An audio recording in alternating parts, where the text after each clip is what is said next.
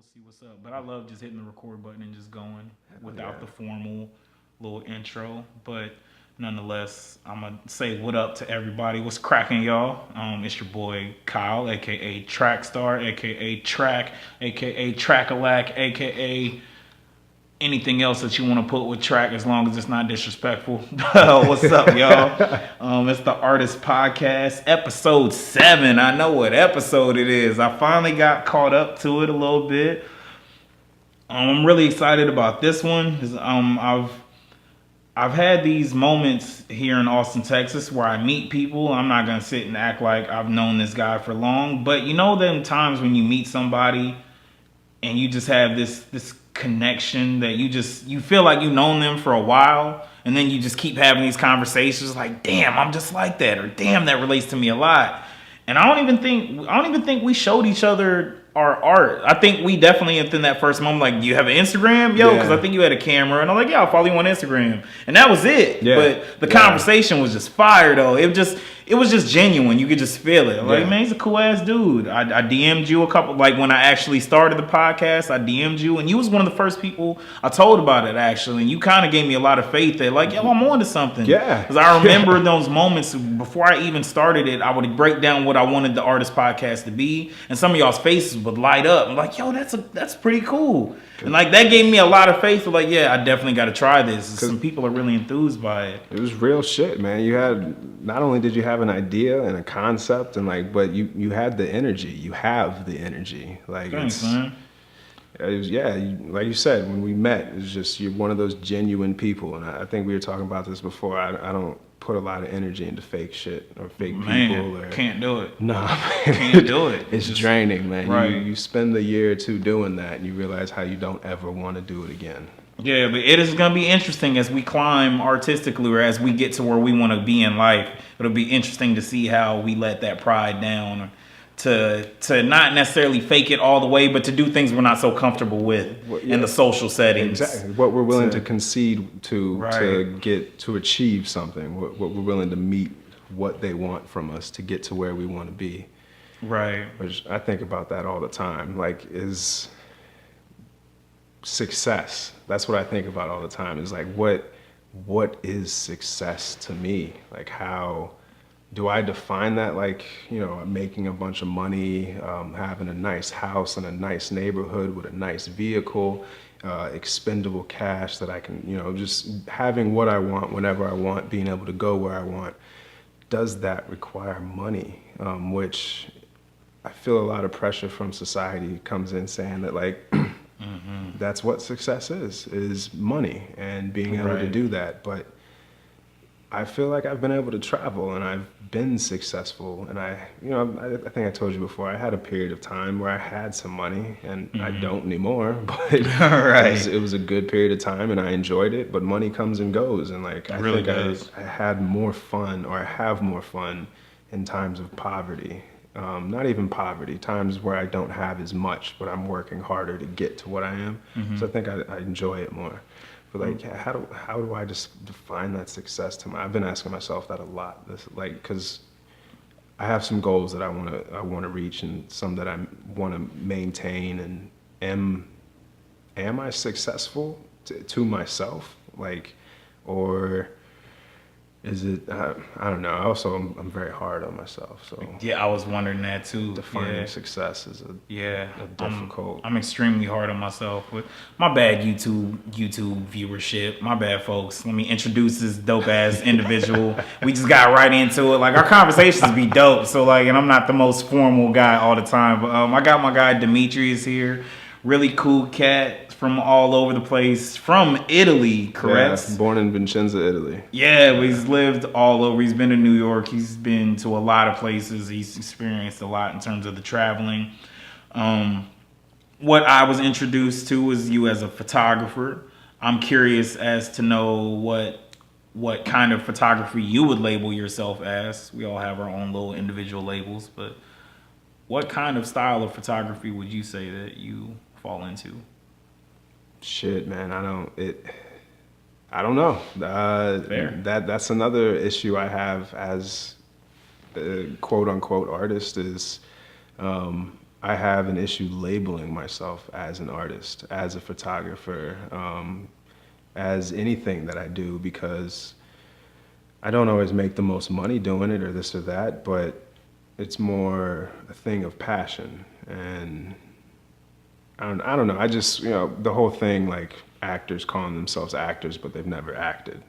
Yeah, I do that. I've given so many kids shit about being a rapper, and I'm like, oh, have you recorded something before? And they're like, no, like you've never recorded something. Then I'd consider you a writer. Like when I was working at a group home, I told someone, you're not a rapper. Then you're a writer. And you might be a phenomenal writer, but you're technically not a rapper. You've never even rapped. Exactly. If you've never recorded anything, you don't know what that's like. Have you ever performed in front of people? If the answer is no to that either, nah, you're not a rapper. At least, and that's my opinion. No, I completely agree with you. I think we live in a society that likes to call ourselves things before we are those things. So I've always had an issue calling myself an artist or a photographer or damn, you right at my mind. designer. Yeah, it's like with that same logic. Then yeah, I gotta ask. Then if that's the case, then what is art to you, and what is an artist? Exactly, which ties back into the success. Like, how do I define success if I'm not even defining myself yet? Like, and what are these goals truly to me if I haven't been able? And that's, I think this is all things holding me back a bit, but I truly want to find them out. I just haven't been able to define them yet. Is, what kind of photographer am I? Am I a wedding photographer? Am I a music photographer? Right. Am I a model? Do I do portraits? Do I do family? Storytelling. Street, yeah. Yeah. Am I a journalistic type? What do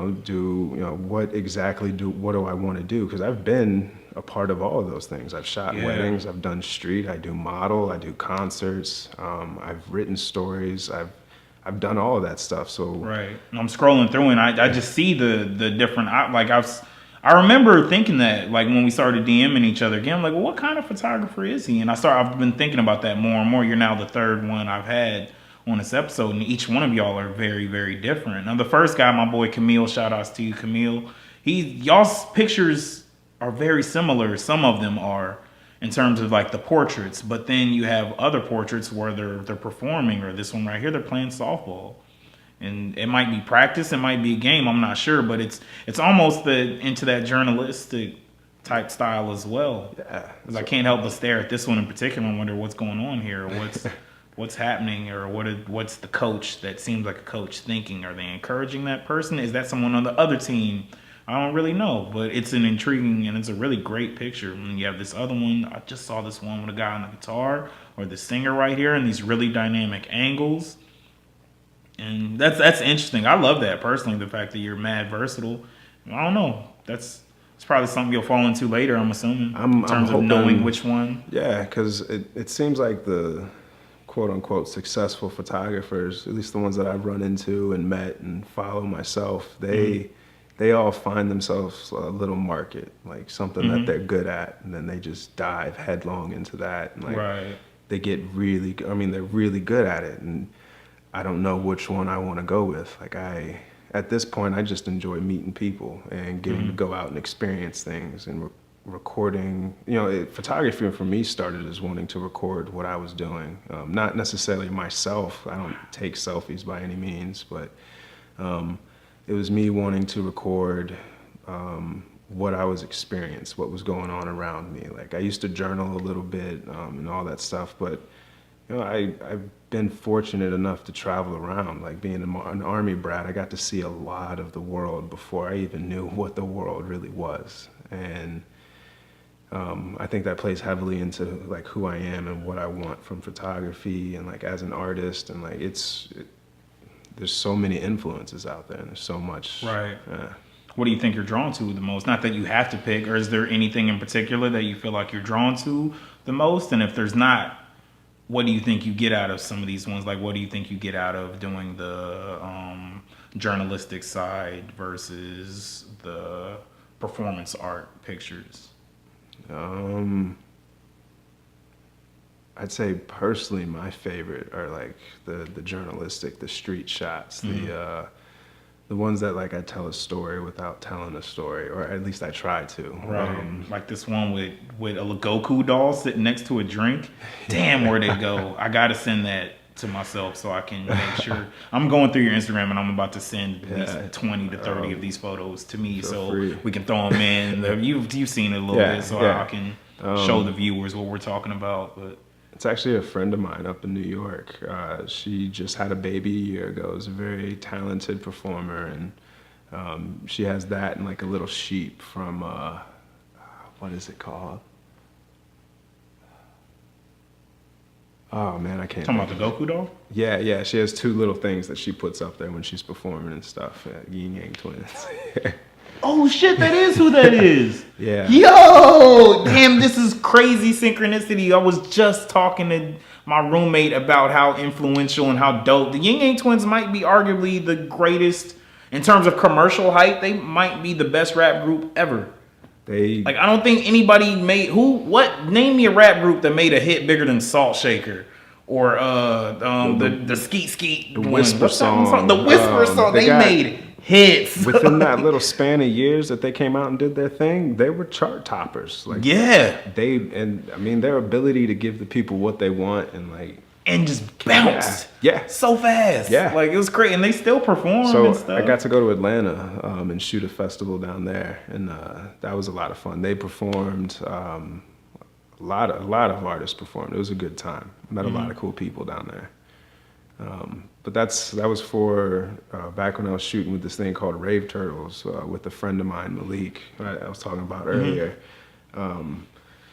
He's very good at the whole marketing, promoting aspect of things, and I'm good at the behind the scenes, creating shit and doing stuff like that. And we kind of like teamed up together, and he would force me to go be around people and take photos and do shit like that. And he was always reminding me that I'm better than I think I am. Like I think he was the first person who truly, because I've always been really harsh on myself, expecting more from myself than I, may be capable at the moment. But it's also one of those things that pushes me to be greater. And like, Yeah. if you don't expect more from yourself, then you're never gonna progress. Real shit. So he was always one of those people who, when I would be like, oh man, this is a shit photo, like nobody's gonna want these, he'd come in, he'd be like, dude, I don't know what the hell you're talking about. These are great. Like you're doing an amazing job. Right. Calm down, back off yourself. Like hit this real quick. Right. It'll be okay, man. Like you're a talented dude. Give yourself a break. Like maybe you're not the best out, but Right. who is? Like you're 20 something years old. Like give yourself some time to get good at it, man. Right. And I appreciate him. And he was also, we was talking, and I posted something on my Instagram talking about leaving people behind and like just being really focused on what I'm doing and how like I've pushed people out. And again, he was that person who reached out to me and like he was like, hey, like your real friends are okay with it. We get it. Like Right. you're They're gonna doing support shit. it. We love Yeah. that the fact that you're out doing your thing and like being who you are, and that's the whole reason we're friends with you. And like Right. we're gonna be here for you as soon as you're done. And like when you're ready to call us and hit us up and hang out, I pick up every time. And I was Right. like, you're right, you do, man. Like, and that's why we've been boys since fucking who knows how long, man. Like, yeah, everybody needs those friends. For sure. Most definitely. So as I scroll, I feel like this is gonna be a good. Not normally. I've wrote down questions a couple times, but then there's some people I'm just so curious that I just know I have a whole bunch of questions. But as I'm scrolling, I just one that randomly popped up, and I thought this a little earlier too. I've noticed some photos have black and white. If I guessed, I think a strong majority of them are black and white. Yeah. And there's some that are in color too, and then some of these ones that are in color, like man, like that's gorgeous. Like that's phenomenal. The way you edited that and just took out all that background, but then just put a little bit of color in there too. His face is really ambiguous, but that's Gary Clark Jr. actually. no shit. Yeah. Yo. Yeah. He when shit, dude. Why do I always Tom Petty and the Heartbreakers when they came and played at what's that big venue at UT? It's like a huge dome thing. Anyway, they came through when Tom Petty was on tour before he died. They came through, and I was fortunate enough to go shoot them there. And Wow. I like black and white, man. That's personally when I shoot black and white, unless like there's a specific reason that I need color or this and that. And I was actually talking to this with one of my old bosses and friends. I'd say about a week ago, and this is something that I'm trying to determine with myself. I don't know yet whether I like black and white because I don't understand color, or if I That's just deep. don't like color. Which those are two different things. Like Very not much. being able to understand it and not liking it are two different things. So I highly doubt it's that I, you don't like it. yeah, I mean, I don't know you that well, but it I just like. I I've mean, never I'm met very, anybody that said, I don't like colors. I I wish do everything like was color, black and but white. yeah, But black and white. I It makes bet. more sense to me though. Like so, I think I lean towards more. I don't have the understanding of the color that I want. Like I just need more practice, more time, more learning, or I'm either not achieving what I want to achieve with the color, so I've pushed away from it towards black and white. But your instinct on when to apply it and when to not is just phenomenal to me personally. I think you have an understanding of it. It's just not to the point of being able to verbalize it yet. Like sometimes we have Yeah, understandings of stuff without knowing it. yeah, But I guess for me personally, the way I've looked at color, like, cause I do a lot of graphite, black and white type stuff, but sometimes I do like applying colors. But usually I don't apply color. I rarely ever do a full color composition when I'm drawing. I just pick little spots.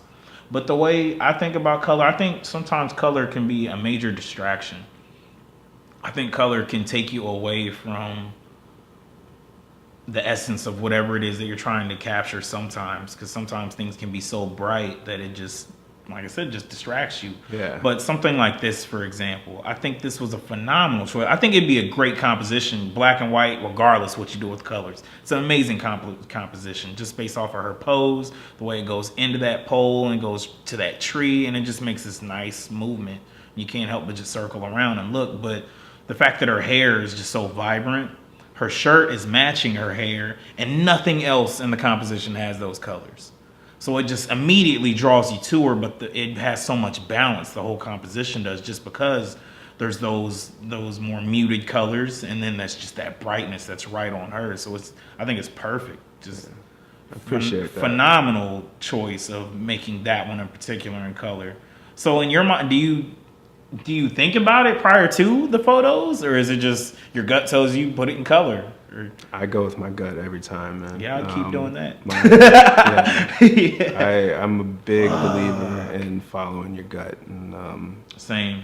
yeah, it hasn't led me wrong yet. Like when I lived in New York, there's a gentleman I had met where nothing against him, nothing wrong with the guy. He was very nice, but I just when he wanted to move in with me at one point, and like I turned him down, and I couldn't. I don't know. My gut just told me no. It was like, you don't want to do this, and I apologized to him, and I was like, all right, lo and behold, like a week or two later, come to find out, he'd like been robbing a bunch of people, and like held up a taxi driver at gunpoint, and then like whooped his ass and took his car, and so like he was just hiding. You didn't know any of that. I had no idea. Yeah, I just met the gentleman, and like again, he had never done anything wrong to me. Had never I had no reason to dislike him, and I didn't dislike him.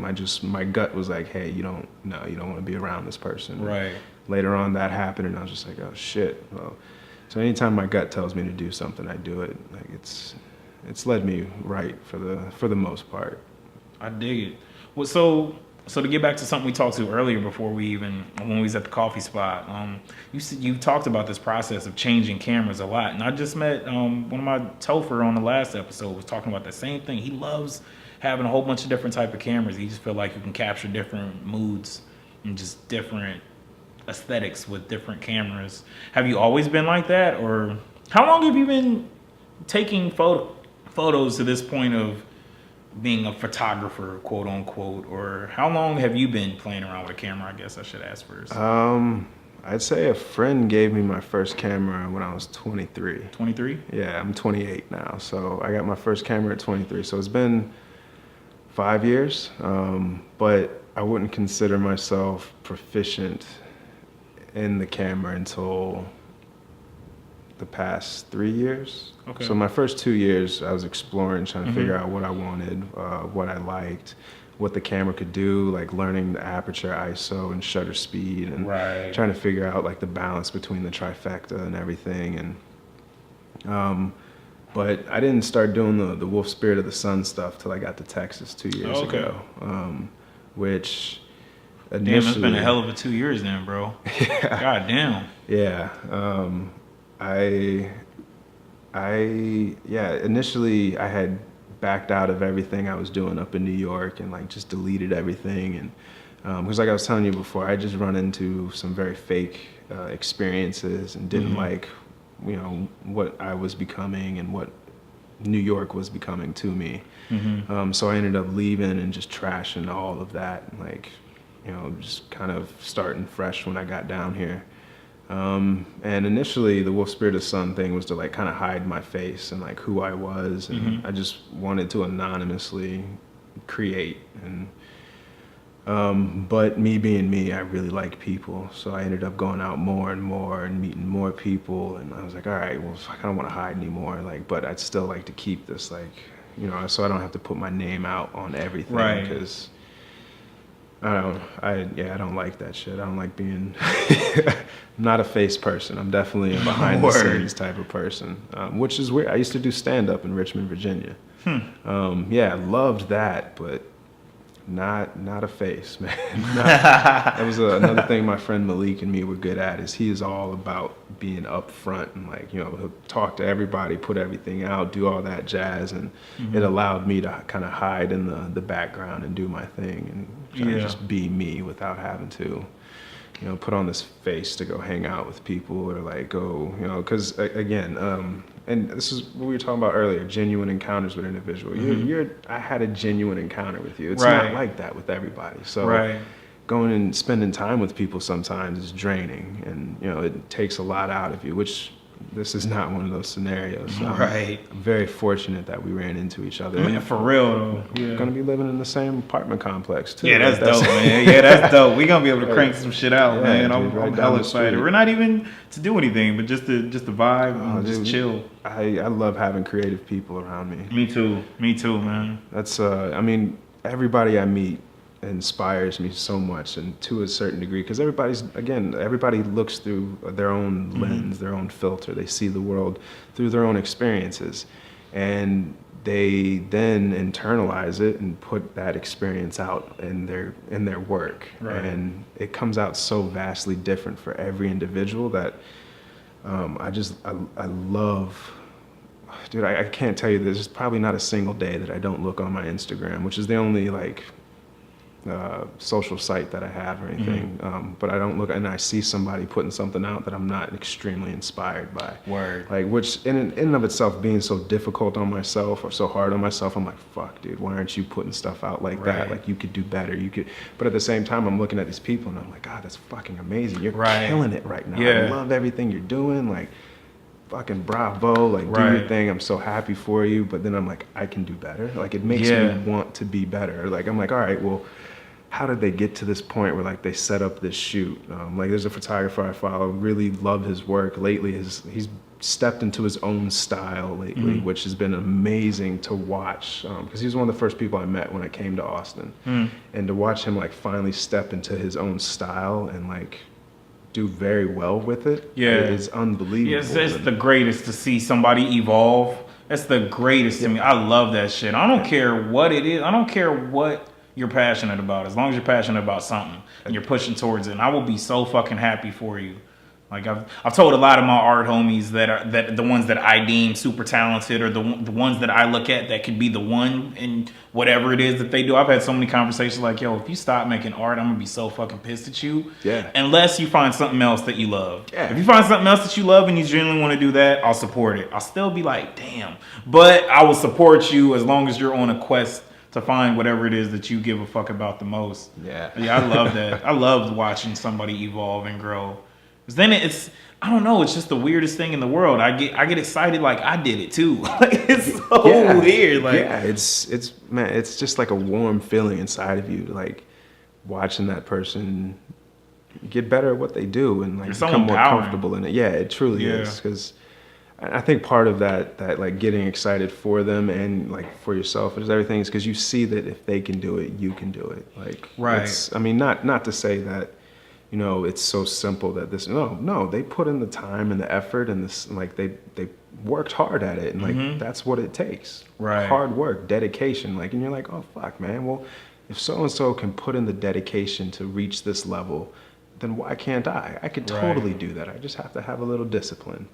Make myself do it. Like what we were talking about, instead of going out to the bar that night, stay home, edit some photos, draw another picture, have a little fun with yourself, man. Get to know who you are, smoke a little bit, and like, just have, enjoy that solitude for just a moment. I think a lot of us are, and I don't like speaking for other people, in my experience, a lot of individuals I've met are afraid of being alone, which I enjoy being alone. Me too. Like, I have a love-hate for it. It's I mean, it's very necessary though. I like to say I like being alone but hate being lonely.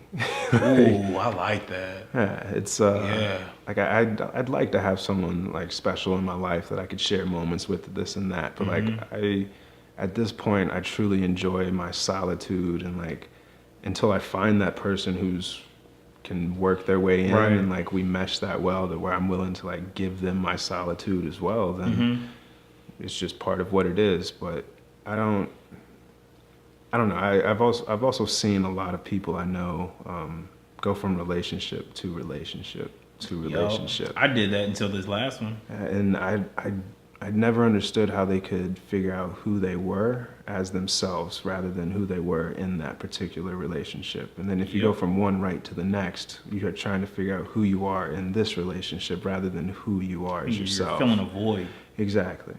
And, again, being lonely sucks, but, I'd rather be lonely than keep using women to fill my own empty space. Exactly, because that doesn't help anybody in the long run. It doesn't. I mean, unless the women are masochists, because they just love being abused, and that's, I was about to ask what's that word mean. That's the women who like being physically and emotionally abused. That's it's like a sexual turn on for them. Yeah.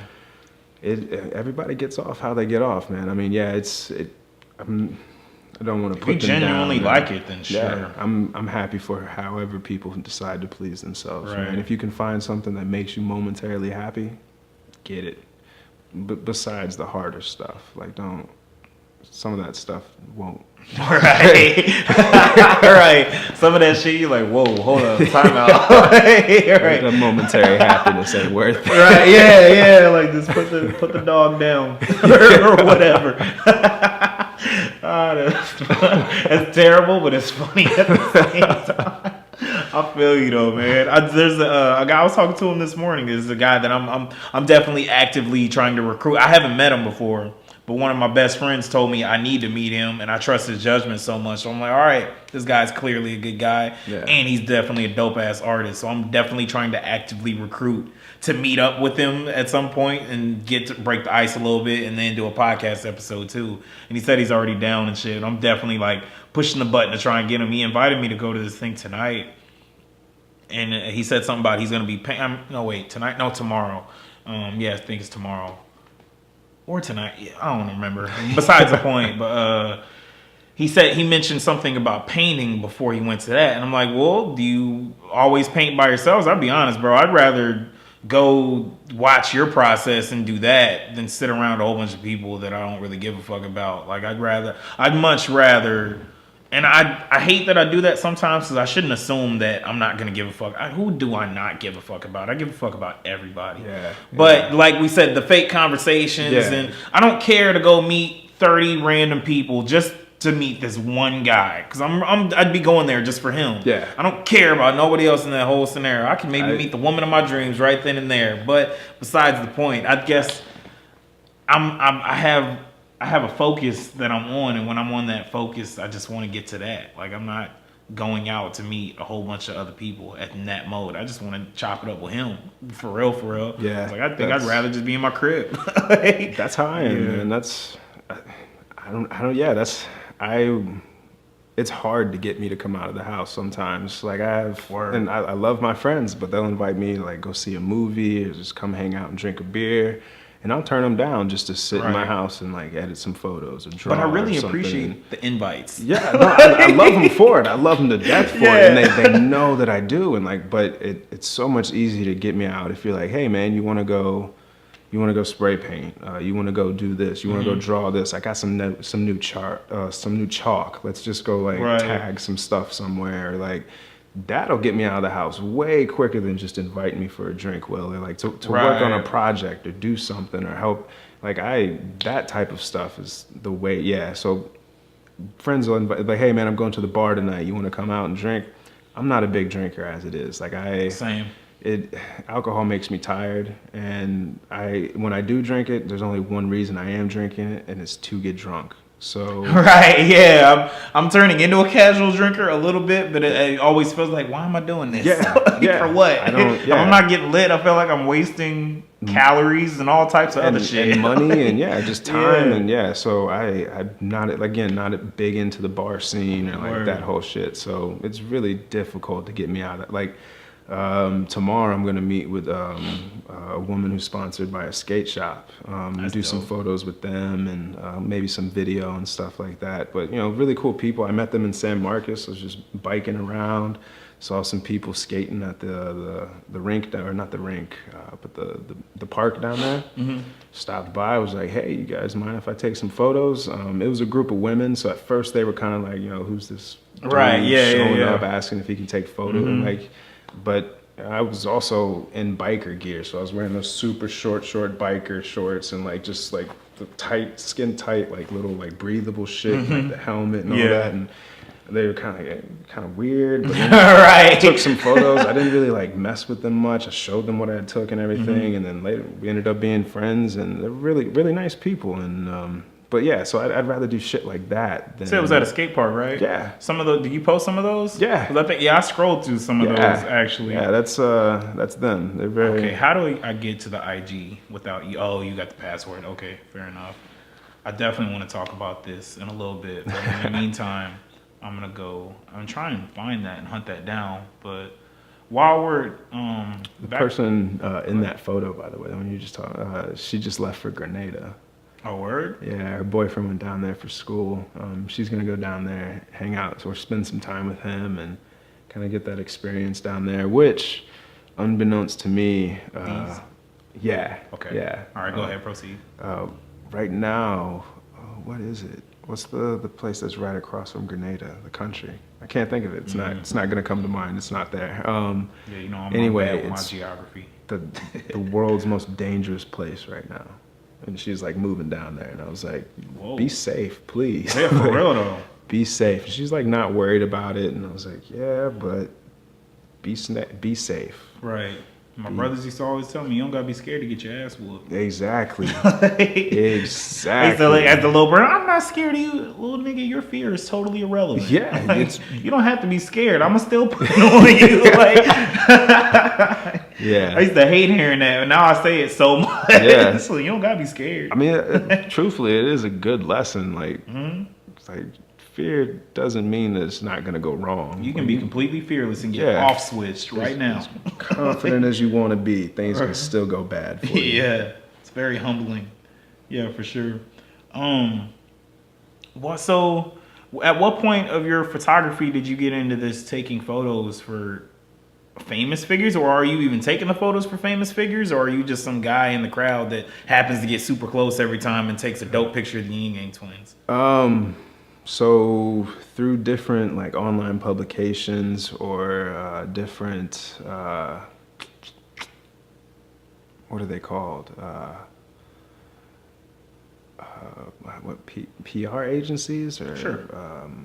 marketing individual or I don't know, people who put content out and Different stuff like companies, that. yeah. I mean, I get pulled in for different projects for different people.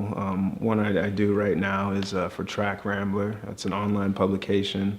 And pretty much we cover bigger names and everything, but the big push for that one is local Austin artists who aren't necessarily getting a huge amount of coverage because, and the guy who started it, and I completely agree with him, it's more important to support those people than it is to, Snoop Dogg came into Austin recently. I got I was supposed to go shoot that show, but I ended up being deathly sick and had to pass that one off. But I was talking to Doug about it, and he was like, "Yeah, like that was one of our third lowest viewed articles and photos and stuff like that." And they have coverage. They're big name. They don't need anybody for like their shit will get out. They'll be just fine. What he would rather do is spend some time with people who are like putting a lot of energy and effort into it, and who are they're still. I don't want to say a lot of music in Austin. A lot of these people are very talented. Like it's unbelievable how even if I've never heard of them before, I can go to their show, take some photos, and I'll be a fan. Like awesome. I love because there's been so many shows here where I'll show up and have no idea who I'm being sent to. And then just they'll blow my fucking mind. That's like cool as fuck. A recent one, a band called Lady Fang. Had no idea what to expect from them. Doug sent me out to go there. He was like, "I think you'll like it." He actually came with me. Fell in love with the lead singer, dude. And I don't just mean like physically. Like she was an attractive individual, but what got me was her voice. I first heard her voice, and I was like, "Oh God, dude, like that. Okay, you have a beautiful voice." Because it was almost like yodely, but not. And like she played around with it a lot, and it was amazing. And then she had this unbelievable energy. And then I'll be damned if she didn't scream like a banshee, which I loved. I don't know why. That was just something that clicked with me, and I absolutely loved it. And just fucking yeah. So and their bassist was a dope dude. Like and the guitarist, who later on I found out is married to the lead singer, I believe. Which good for him, dude. He shreds. He shreds so hard, which I get it. I get why they're a couple now. That's so fucking cool. That's dope as fuck. Yeah, dude. He, oh my God, impressed the shit out of me with his guitar. Not that it takes much, but yeah, he shreds hard. And the drummer was one of the coolest looking dudes I've ever seen. But awesome music, great vibe, like just all around very good music. But I'd never heard of them before. And covering them was a much better show than, say, when I went to Modest Mouse and I went and shot his show. I enjoyed, the Lady Fang show at the Inside Stubbs way bigger than going to Whitewater Amphitheater and, hundreds of people there watching the show, very big name show. I didn't have as much fun. Like it wasn't and I think it has something to do with atmosphere and energy. And Modest Mouse is a great band. I like them, but I don't know. There may be some bias that I have as well. Interesting. Dog time. This photo, bro.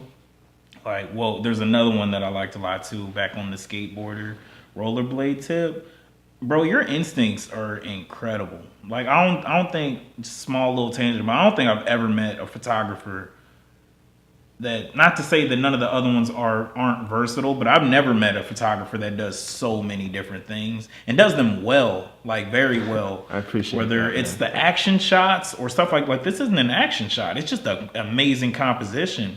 The fact that you had the foresight to zoom it out first off, or just to not zoom in, one or the other, and keep it that far back. And the fact that it breaks away into the sky, but the clouds are doing this line movement that points you back down. And then the cables are going across as well, and it goes all the way up and it splits the space up. So nice. So that positive negative interplay, even though the focal point, or most people would say, are the people, but it's still not boring. At least to my artsy eye, it's not boring up here. And that's incredible. Most of them aren't like that. Or between this one with this guy in the sun, dog, like, and it's telling so many stories, but at the same time, I don't even know if you thought about it like that in the time. I think he was just taking a fuck ton of photos in a skate park. I'm assuming this is the skate park still, because it's all in the middle of that. But that's just the way the light is just so bright right in the middle, and most of the time that's not even a thing compositionally to put something smack dab in the middle. But the fact that it's so bright, and then he's just so dark, and he's kneeled over like he's drained. Is he drained from skateboarding? Is the sun doing that to him? I don't know, but bro, that's a phenomenal photo, dog. Appreciate that. I'm gonna make sure I sent that shit. I'm pretty sure I sent the shit. It's I don't know. Again, I think this came from walking the streets of New York with my camera. Is like when I first started out. Is I know what I visually like. Like it's striking to me. Right. It catches my attention every time, and like I'm constantly observing things when I walk around. And um, I, I think I've learned to just pull my camera up real quick, and like what I see is, I pop it, and then later on I'll go back and do whatever I need to, or whatever. But yeah, it's a gut thing again. Like, Yeah, that gut, man. I keep trusting that gut for sure. I would definitely keep trusting that. So was you on stage when you did this one? no, this was the Stubbs Outdoor. That's Ghostland Observatory, which unbelievable light show, dude. Known for being unbelievable light shows. But no, that was just the telescopic, the 70 to 200. So I just kind of zoomed in on them and got as kind of close as the camera would let me. But that also, Stubbs is very good about having photographers, like they keep a little pit area for us right up front. That's awesome. Yeah. And brilliant. Yeah, not every place does that, but That's super cool. The fact that they empathize for the photographers. well, it's it's good for advertising them and for y'all. Yeah, it's good for the band. It's good for them. It's good for everybody. So they they may lose a little money letting like 5 or 6 photographers in for a big show, but they end up making that back. It's worth it. And photos and like content. And, some of us are putting it out to magazines and anything that goes out on it. Who knows? With these days, Photographers tell them about how dope that place is, which will bring other photographers, other artsy people will come just from word of mouth. That's how shit goes. Exactly. Yeah, like, that's amazing. And say by off chance one of us takes an amazing photo that one of the artists likes, and then the artist uses that photo for their promotion. Boom. That's promotion for that venue as well, because then that shows how awesome that venue is. And I think you captured this little girl so well. there was another kid on a big wheel. Oh man, like the way you're capturing some of these, not even just kids, but the way you're capturing people in the middle of doing whatever the fuck they're doing is incredible, dog. I love. I used to call it stealing souls. Fetch me your soul. Yeah, that's what I just collect souls and stuff. But these days, I just call it taking moments, like just taking little moments for myself. Right. And man, that's funny. Taking souls. I see. I get it though. Like that makes it's because like and you're that is kind of what you're doing. You're not taking it just. You're taking a piece of their soul and putting it onto something so everybody can see it. Yeah, and it's that piece of them is mine for forever.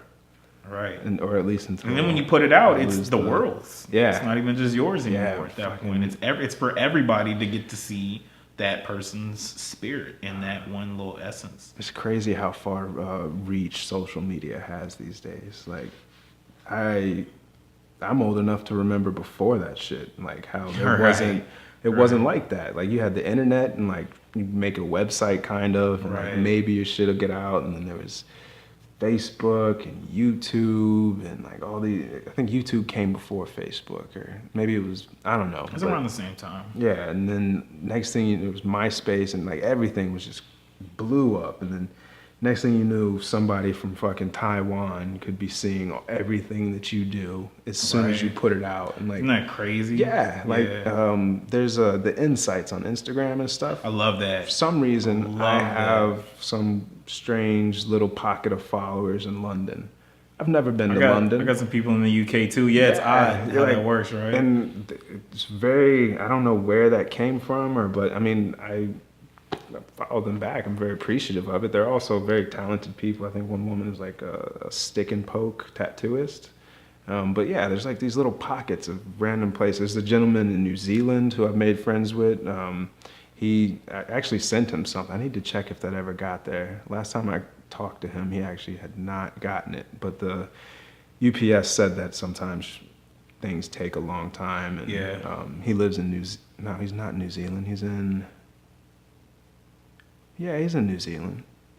Yeah, he's in some middle of New Zealand spot. So I imagine things get. I don't Right. know, but I should check on that. Yeah. I sent one of my drawings to the UK, and I was so nervous. Yeah. I was like, please let me know as soon as you got that, just so I know, because it was a gift for the guy's wife. Like the powers of social media, just like you're saying. Like I see this random lady, and just like what I've been doing, like I didn't do it at first. It wasn't on purpose. It just kind of happened, and I love Instagram for this. The fact that just based off of who you follow and based off of who you like, sometimes the algorithms are off, but the fact that they make your popular page to that point, and not even just the popular page, just when I scroll down my home screen based off of the people I follow, I feel constantly inspired. Yeah.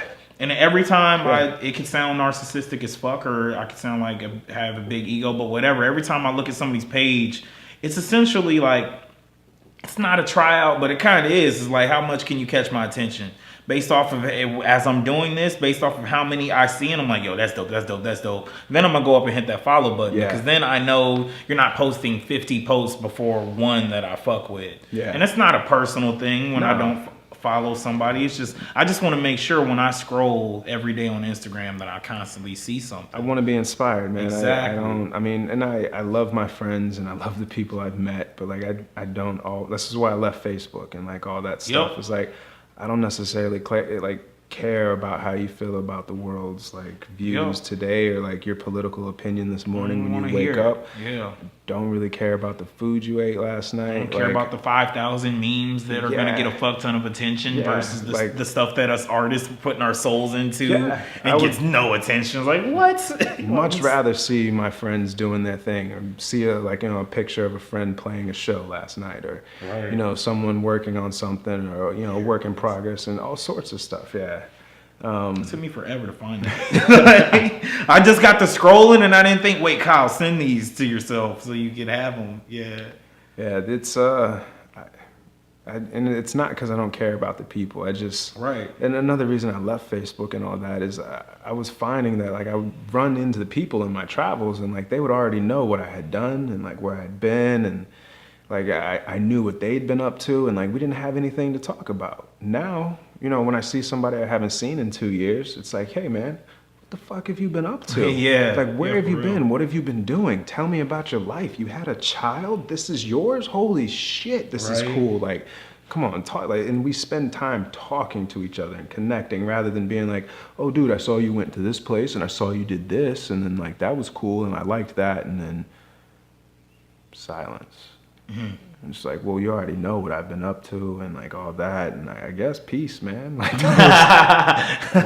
this is cool. Like thanks for getting breakfast with me or something. So I was lacking that social interaction aspect, and that, and again going back to the fake stuff, and I think I played into this to a certain degree, which is one of the reasons I left. And you can be whoever you want to be on there. Right. Like, you're the one who controls the content that gets out and what's seen and so no matter who you actually are, you are whoever you want to be, or however you portray yourself to be. Right. So it's not a real thing. It's not, yes, some people can be real and do use it, I guess, as a means of like contacting others and staying in touch, but a lot of people just put the best parts to their life, or like these crazy little moments that like aren't really how they live their life. Like you're not on a fucking yacht every day of your life. You don't own a yacht. Like this was a hell of an experience that you paid $1,000 to do. Like, be honest about it. Like, don't take that selfie. And I hate that whole aspect. That's why I've never understood, just based off of that alone. Like I've never understood, like in this selfie age, I've never understood how somebody can see somebody's profile and like fall for that person as if you know them. Like, no, I don't know who you are. Like, yeah, you could be gorgeous, but I guess I'm a sapiosexual though, so like I'm very much attracted to the mentality. Give me the woman with the heart of gold versus the one that's a dime and I can't talk to. Give me the girl that I can talk to with the personality. I'll take the bigger girl that can give me a good conversation. Like that's just me. So like there's so many people. Like I've had girlfriends and I've told them like I'd rather be with you than anybody else in the world. And I had one of them in particular that knew how much I love Beyonce. She's like, even Beyonce, like I love me some Beyonce, but she could be a piece of shit for all I know. Like, terrible person. I'm almost positive she's not. But besides the point, I don't know know her. Yeah, like I don't know her Yeah. like that. She might have some pet peeves that I can't stand. Like, so it's like, nah, like I don't fall for people like that. Like Yeah. it's just odd to me. So as I look at this, I'm reminded of some of my teachers in college as I look at some of these images that have people holding up signs. Like I think this one might be one of the most powerful images I've ever seen with words in it. I think it was my painting teacher that, or just one of the teachers besides the point. One of my teachers that told us like it's okay to have text in any composition. Just know as soon as you put text on there, the same with like an eyeball. People are immediately going to those words. Yeah. Or they're immediately going to look at the eyeball or whatever is the eye's window to the soul, all that. There's just certain things or if you have a composition and you only have color in one little part of the composition, the eyes are immediately going to that. So you can kind of dictate that when you kind of know that. Yeah, base the flow around. Yeah. So I guess I don't even know if I'm asking a question, just that I guess it just goes back to your gut instinct in terms of, because I doubt you thought too much when you took this picture in particular. Like, have cops ever been on the right side of any social issue? Which that alone is just, whoa. Like, that sign on its own, that could have just been that post right there, and I still would have been like, damn, that's deep. Yeah, that's why I took that, dude. I saw that guy walk. This was the MLK walk in San Antonio, which is the biggest march for MLK. You could tell it's something important just by how many people's in the background. Like, I couldn't have guessed it was MLK or something to that magnitude, but you could tell it was something super important going on, and you captured all of that right there. It was a beautiful. I lost all my photos from that. I just kind of something, either a hard drive or something crashed, and which happens constantly to me. I lose all of my work all the time because like I just don't save it in too many places because I don't like having all this crap to worry about all over the place. Yeah, so then like something happens and boom, I lose everything, and I'm just like, well, gotta start over again. Like, good thing, like I'm cool with that. Like I like like taking photos. It'd be a really bad thing if that I can didn't. Be a very defeated thing. What do you think gets you through that? So I think a lot of people, like, if I lost those 2 portfolio books, I can't think of too many things outside of my dad dying that would make me more sad than if I lost those 2 portfolio books. It's like 10 years of my life right there in those 2 books. I think I'd keep going, but I'd feel very defeated for at least like a week. But it sounds like you don't even go through that. Really, it's just fuck it. All right, I'm gonna take some more photos. Yeah. What do you think gets you through that? I've never truly been tied down to like places or areas or things or even your own artwork though. That's amazing.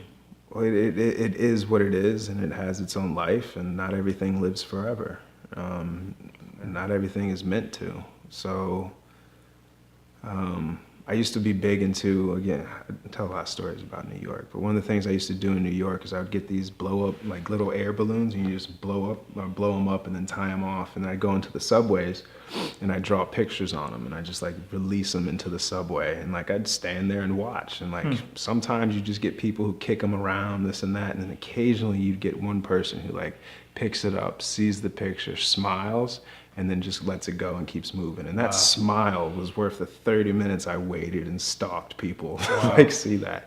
And like it was, you know, and like I said, half the time people would just stomp them, and it was what it was. It's just, you know, I created it, or, you know, it had its life. It was that moment, and now it's gone, and like now it's time to make something else. And that's kind of how I view that, is it was beautiful while it lasted. And this is how I also treat relationships with every individual. It's like, you know, we may not always be in constant contact. We may not always have these moments to share, but like while we're here and while we're together, let's make the most of it. Like, let's be here and let's do this, and like not worry about what's gonna happen tomorrow, because shit's gonna happen. It always does, and it always will. Like I grew up with like one rule in mind: if it can go bad, it will. And that's just how things have always gone for me. I snapped my arm in half when I was in high school. I have 2 titanium plates and 15 pins in there. Wow. I just got hit by a car like less than 2 months ago. I had I'm missing part of a toe because I caught a bone spur, which means that my bone was growing out of my skin. It was just growing faster than my skin, so they cut it Whoa. off. Talk about growing pains. God damn. Yeah, I've had, when I was younger, I had a hanger caught in my eye. Oh my gosh. I fell 3 stories out of a tree. I've fucked myself up in so many different ways. That, How are like, you alive? Like, that's crazy. a lot of family members I have question that as well. When I went hiking on the AT, I dislocated my patella, which is your kneecap. And then I had to beat it back in and then hike 5 miles to get to like the nearest road or anybody who could help me because there's no phone service. And I was on the top of a fucking mountain and shit. With a broken kneecap. Yeah. I mean, it's just, we're capable of so much more than we think we are. And I think that's what I take from everything. And another, I have a couple rules for life that I live by and everything. And, you know, one of them is, you know, the sun's gonna rise tomorrow with or without me. Real shit. Like today's gonna end. It'll all be okay. Like, right. But admittedly, I suffer through bouts of like extreme depression, which a lot of people get upset about. But I acknowledge that's just part of who I am.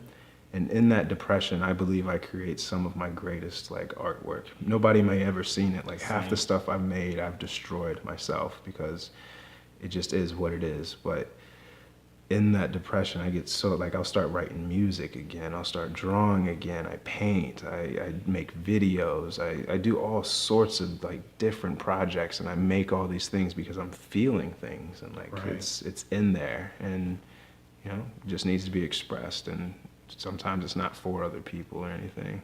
Yeah, I feel very similar to that. That in those when we was talking about like being alone but hate being lonely. Yeah, but man, in them moments, I swear, the moments when I felt the most lonely, whether it was when I first moved here or right after that last breakup and I lost my mind for a good like year and a half, like those are probably, this first year in Austin and that first year of the breakup were probably the 2 most productive times of my life. Yeah. Easily. I was writing so much music. That's when I finally started drawing damn near every day.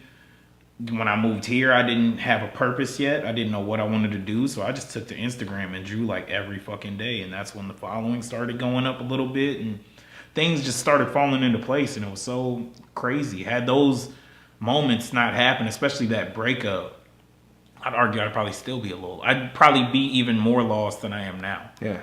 Which is amazing. I'd probably I'd still probably be thinking that I want to be the next rap star of some sort. I had a phase. Yeah. Definitely had a phase. I mean, as any ethnic kid, it's hard not to have that phase. There's not too many things that we see growing up that we're like, hey, I can do that. But we see a lot of rappers and we see a lot of athletes. So yeah, a lot of us push towards that. Yeah. I'm gonna play something for you later too. I remember you talking about music a little bit. I was kind of curious about it because you mentioned that mic and you said something about music. I was like, damn, we're the same in that too. I made enough to put out an album at one point, and I just never put it out. I just didn't. Why not? Because I was done. I did That's when you put it out. You're done. You know how many artists make stuff and never realize they're done with it? I was just. I mean, it wasn't like I put out an album and I wasn't done. Like, I didn't produce it very well, or it wasn't like I had shit I wanted to get out, and like this was actually after a breakup as well. Like shit just tore me apart, and I spent a couple years pretty angry and unfortunately treating women in a means that they should not have been. Never abusive or anything like that, but I didn't give them the time and energy that I probably should have. Just kind of wanted someone so I wasn't alone. I didn't have an empty bed sometimes, and it was. And I just want to apologize to all you ladies out there who. There's probably only one, but not a player by any means. Right. Yeah, I spent a lot of years trying to convince myself I could be one, and I'm like, oh, you don't really got it in you. You don't.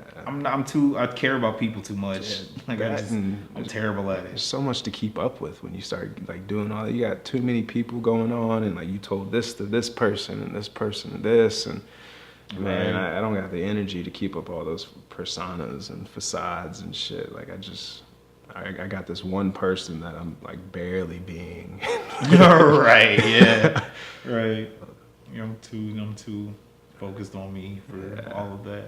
But yeah, back to my life rules, man. So it's um, give with great kindness, bear without possession, feel with great depth, and speak from the heart. Mm. So I think it's just for it's not it's kind of things that I've picked up reading, the Tao, some Buddhist things, even the Bible, just a bunch of different religious. The Torah, I read that one. Like I've kind of explored religion a little bit, and like those are things that I've kind of pulled from all of them. It's like just some guidelines for living, nothing strict, nothing crazy, but I think that's a good way to go about treating people, man. It's like Right. give them with great kindness, or give with great kindness. Like give to people because they'll give back to you. And Right. like, if you treat others right, then they're gonna treat you right every time. Like I mean, there's always exceptions to every rule, but there's always gonna be. You can't control everything, but for the most Yeah. part, you treat people right, they'll treat you right. Feeling with great depth. I'm always a fan of telling my friends in strife, or like even when I'm feeling shit, that like you deserve to feel that way. However you feel, whether it be angry, whether it be happy, whether you're bawling your eyes out, don't deny yourself the right to feel that. Right. Feel it. Be in that. Like just let it happen. Explore that, and then let it go. Yeah. And like, but don't deny yourself the right to feel that because you're confused about it, or like just be there. Let that happen. Right. Yeah. But I've always like I want to say overfelt shit. I just when I'm upset, I'm really upset. Yeah. When I'm happy, I'm really fucking happy. When I'm sad, I am so fucking sad. Yeah. Like, and that goes into a little bit of that introversion and like wanting to be by myself at times, and like because that also being empathetic and picking up on how other people feel. I've learned that I don't bounce off those emotions. I tend to take in how other people feel and internalize it with myself, and like it just stays inside of me. So if I don't want to feel how other people are feeling, I'll stay inside and do shit Right. like that. Yeah. Yeah, for real, for real. Yeah, I think that's an important thing for people who are very empathetic, to know your modes of, all right, I'm sorry, but I can't process what you're trying to have me process right Yeah. now. Like my asshole way of saying it, like, dog, I can't be your Dr. Phil right now. Like, I Yeah. can't do it. Like, it's just not.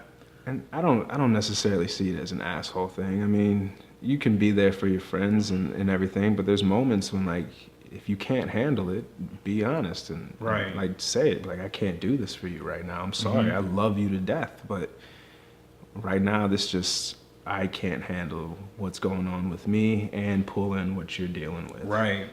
And then for what it's worth, like I guess as two people as it sounds like have had to face some of the darkest parts of our personalities and souls and really looked in that mirror and faced that, I'd argue that those people who are going through something, you might have to do that your damn self. Like look yourself in the mirror and face that shit. Like and yeah, you might want a lot of people there. I'm sure I wanted so many people to be there for me and listen when I was doing my boohoo's about my girl that had just left, but I had to go crazy for a little bit. I had to be lonely right there to experience those things. And I'm glad I was lonely as shit around them periods, because that's what got me to drawing more and doing that music, and I worked my way out of it. And those are those scenarios where I think those scenarios where I'm telling people I can't be your Dr. Phil right now. It's like you kind of got to look yourself in the mirror and do that a little bit.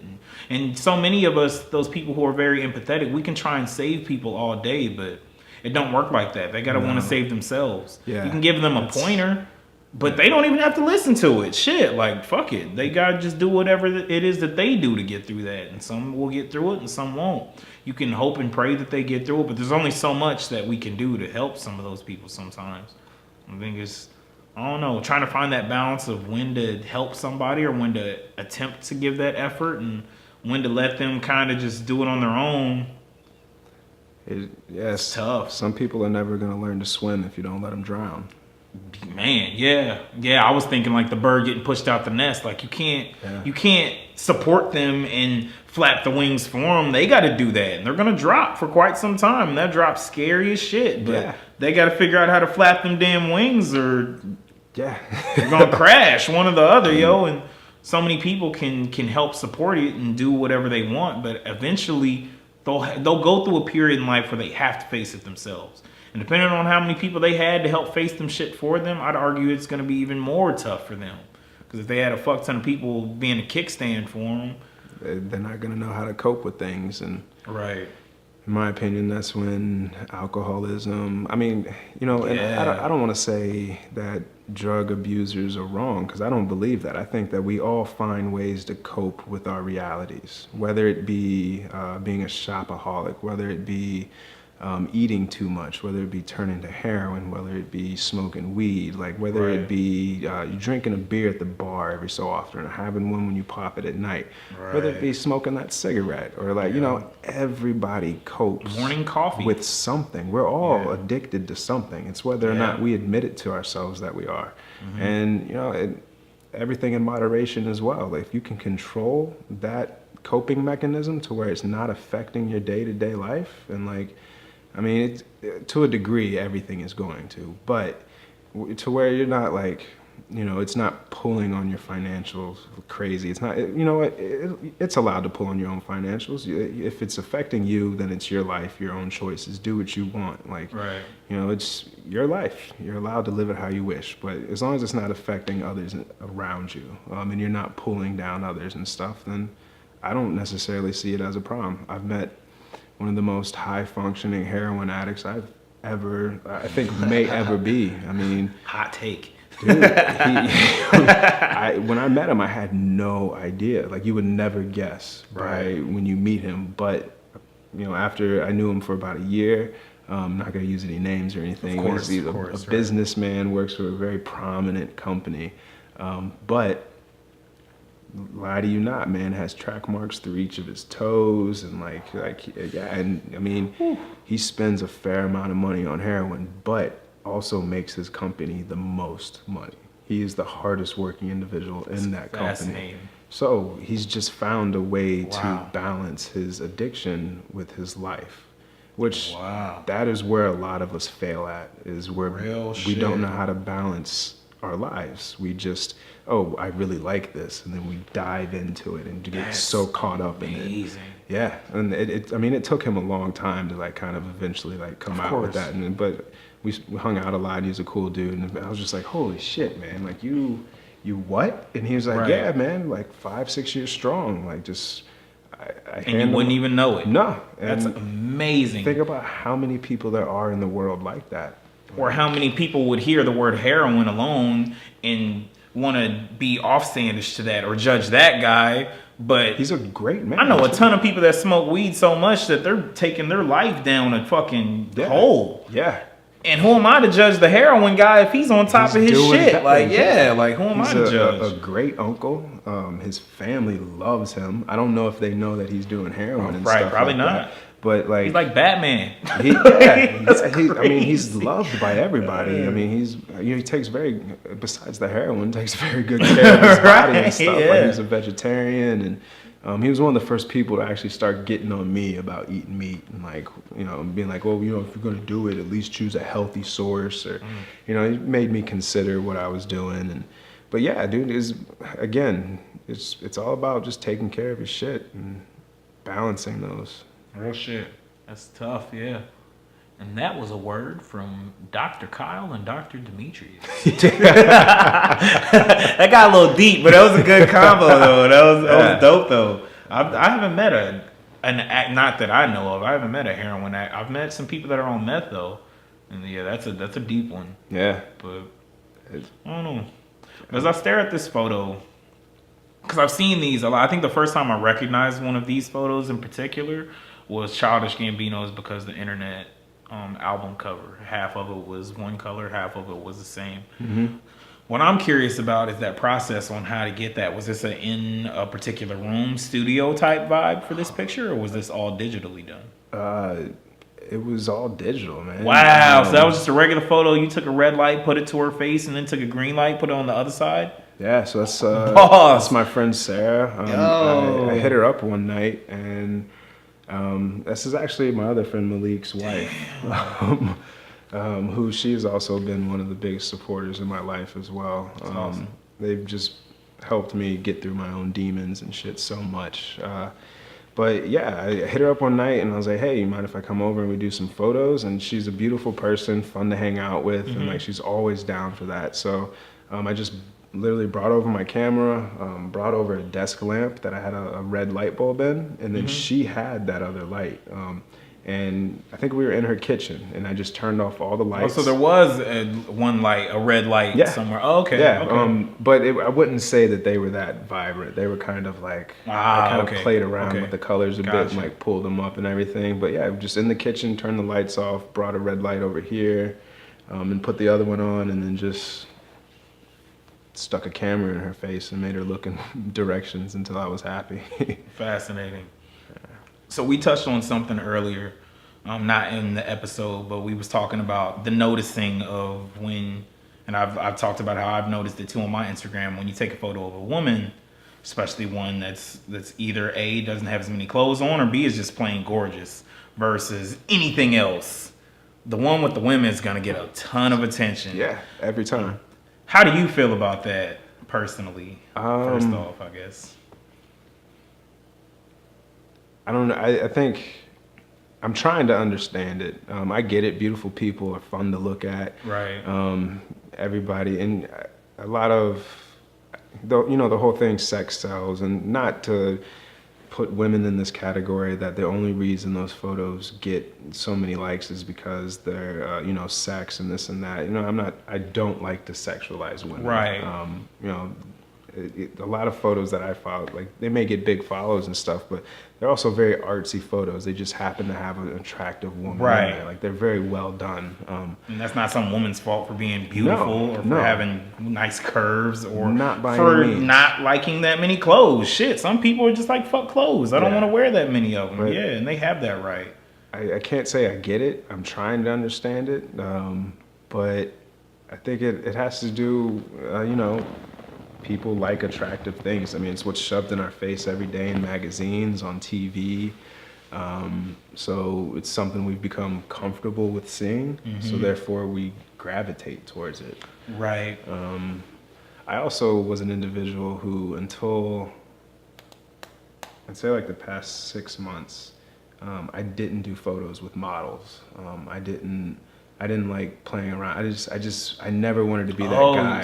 So you never set up any photos? You just went out, to ask people if you could take pictures, and that would be it? I would just do my street thing. Sometimes I would just take photos of people, and like they'd be over there doing their without thing, them knowing. and, Yeah, sometimes catching my the moment. Greatest. I love catching moments, and then like other times I'd take a photo, walk up to the person, introduce myself, and be like, "Hey, I took this photo of you. I thought it was really good. If you want to exchange information, I'll send it to you later. If you don't want it at all, cool. I just thought I should show this to you." And half the time, that's how I meet some people, and like they like it, and I'll send it to them. But I thought it was always cheating, just taking photos of attractive women, because that's what, does it truly take talent to put a beautiful person in front of the camera and press a button? Not saying that like a lot of individual, you have to know your settings, you have to know what you're capable of. The right lighting. Yeah, like there's other elements to it, but it's not difficult to put a beautiful person in a situation and take a photo of them. Right. So I always gravitated away from it because I viewed it, like I was saying, as cheating. Like as that's clearly gonna get more followers. There's clearly gonna be more people liking that. Like that's interesting. I do that same thing. Yeah. So but in the same regard, I acknowledge that that is a part of the photography world that I want to be a part of. And even if I may not wholeheartedly accept nor agree with that aspect of it, we have to play the game. Like I can't just, I can pick and choose what parts of the game I want to play, this and that, but if I want to attain any goals that I have for myself, or certain ones, then I have to be able to duplicate or replicate some of the work that other individuals are putting out. Right. Which, part of being published, doing lifestyle photos, editorial work, a lot of accolades that will get me to different places in life require me to take an attractive individual, set them in a nice environment, and take a photo of them, which Right. I've learned, and I now give a lot more respect to these individuals who do just take photos of attractive people, or models and this and that. It's not as easy as I thought.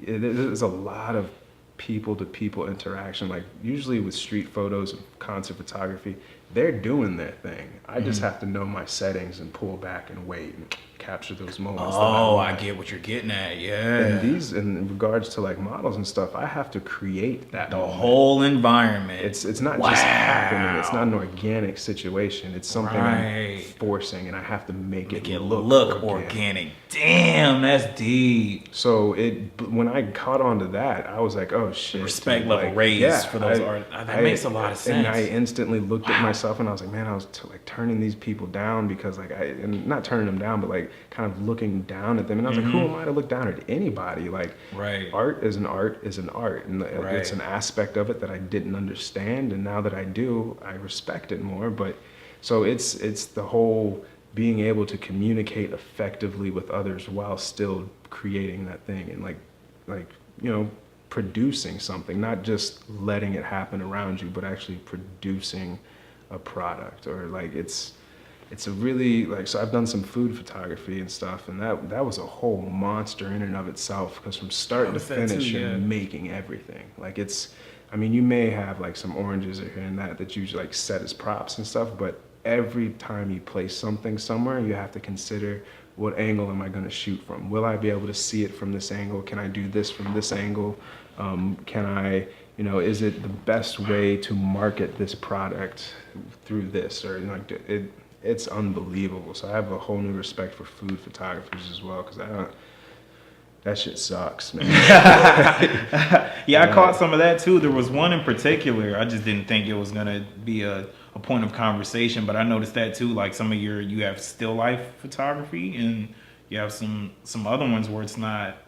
Whoa, damn! I just happened to randomly stumble into something. What?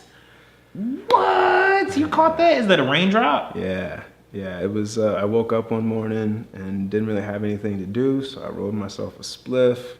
Got a little high. It was raining outside, and it was like the sun was kind of just coming up, and it was nice. And so I just like bagged up all of my equipment and like went and sat outside in the rain for like 45 minutes and just kept shooting until I caught something. So you caught a raindrop? Was that the Yeah. intention, to catch the rain? Because you was low. Like I can tell you was. I was right on the ground. You had the goal. Yeah. You can tell that the Yeah. angle's phenomenal. The way you didn't center that raindrop, and it's just to the right side, Yeah. and then you have 3 patches green, and it's left, right, left. So the whole dog, your eye is just crazy, bro. Appreciate it. Damn. Yeah, I was looking for random food art and just stumbled into that. I saw the green, so I'm like, maybe that's something.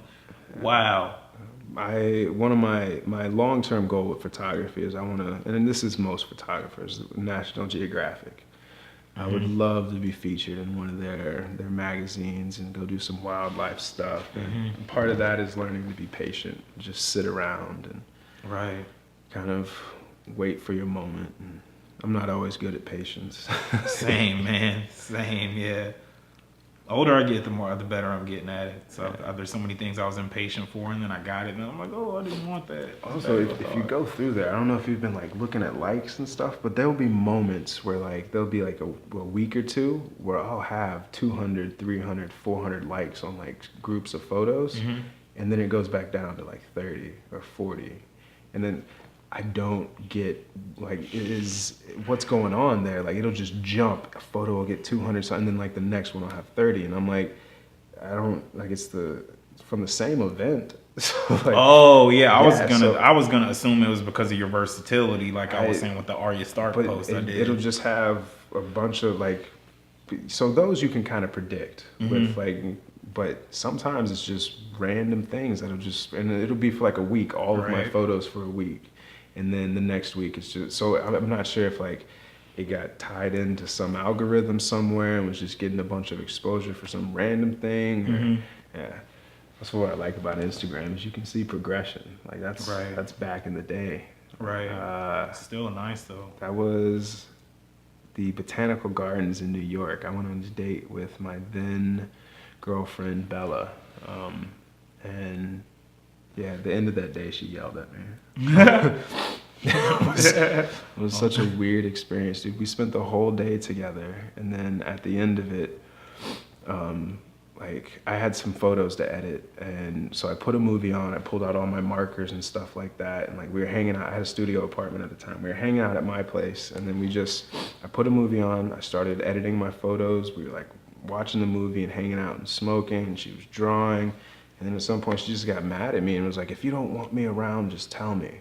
And I was like, "I would have told you to leave a long time ago if I didn't want you here. I just thought we were enjoying the whole hanging out and being silent and like enjoying each other's energy shit." Yeah, like, a lot of people can't handle that. Yeah. I've had a few. I acknowledge that with women nowadays. They're like, "Yo, you know how dope that is to me that we just spent 2 hours together and we didn't say a fucking word." Yeah, dude. That I goes need so that. far. Like, I need that. If we can't kick it and do nothing, then we can't be together. Yeah. I can't entertain you all the fucking time. You got to be able to provide your own entertainment, and sometimes just to enjoy something without having to process and talk about it all the time. Yep. Let's zone out right by each other. Like, I think that's beautiful. A lady that came down here and kicked it with me.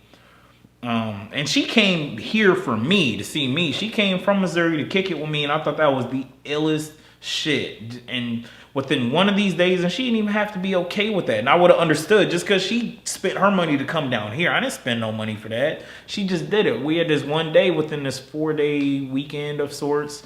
She went to the pool and just hang out at the pool for like 2-3 hours. And I stayed here and I drew the whole time. And I didn't want to go to the pool. Like, I'm good on that. And she loves going to the pool. Like, loves it. But the fact that she was cool, I told her, you have no idea how many cool points you just gained for being okay with that, especially considering this whole scenario. Like, I would have understood if you, like, wanted me to just spend time with you the whole time. You came here for me. Yeah, shit. You didn't come here for my fucking swimming pool. Yeah. And for 2 hours, you was still okay to do that. Like, damn, you're dope, girl. Like, yeah, like, that was awesome to me. It goes so far. Yeah. Yeah, I think that's an artsy thing. Not even just... Yeah, because artsy is that's a relative word. I think that's a creative mindset type thing. We need those periods to just chill. And if you can do that right next to us without us having to be the source of your entertainment all the time, I think that's a powerful thing. Really powerful. My dad's fond of telling me lately, he's like, you just need to find a woman who's got her own shit going on, doesn't need you around, but wants to hang out with you from time to time. I'm like, it's a good way to think about it. Because apparently when my mom and my dad met, they both kind of told each other, it was like, hey, I don't need you for anything. I would like for you to hang out with me and spend some time, but I don't need you. And like, that's how they started their relationship, understanding that they would be fine without the other one, but they wanted each other there. And I would love to find a woman who's got her own shit and like doesn't necessarily have time for me, but every now and then makes a little bit, because I need it, or I'm gonna stay single. Yeah, I have my own shit going on too. So like I'm completely cool with hitting somebody up I haven't seen in like a week and being like, hey, do you want to hang out? And I'm like, oh, I'm sorry, I got this going on. I probably won't be free for another couple days. Cool, do your thing. Fucking hustle, grind, do what you got to do to get your life right. I got some shit going on too. Hit me up when you have some free time and we'll link up and like do our thing. And like, but I can't do the whole like, hey, you haven't seen me in like 24 hours. Like, what's going on? It's like, well, I was living my life. All right, yeah. I can see you weren't doing the same. Yeah. Right, yeah. But in the same regard, I have been that boyfriend. One of my first real relationship, I was a jealous asshole, and I think that's what set the tone for the rest of my relationships. Is I never wanted to be that person again, because I don't know if it was I didn't trust myself, I didn't trust her, which by far she was one of the greatest women I've ever known to date. Like, just an amazing person.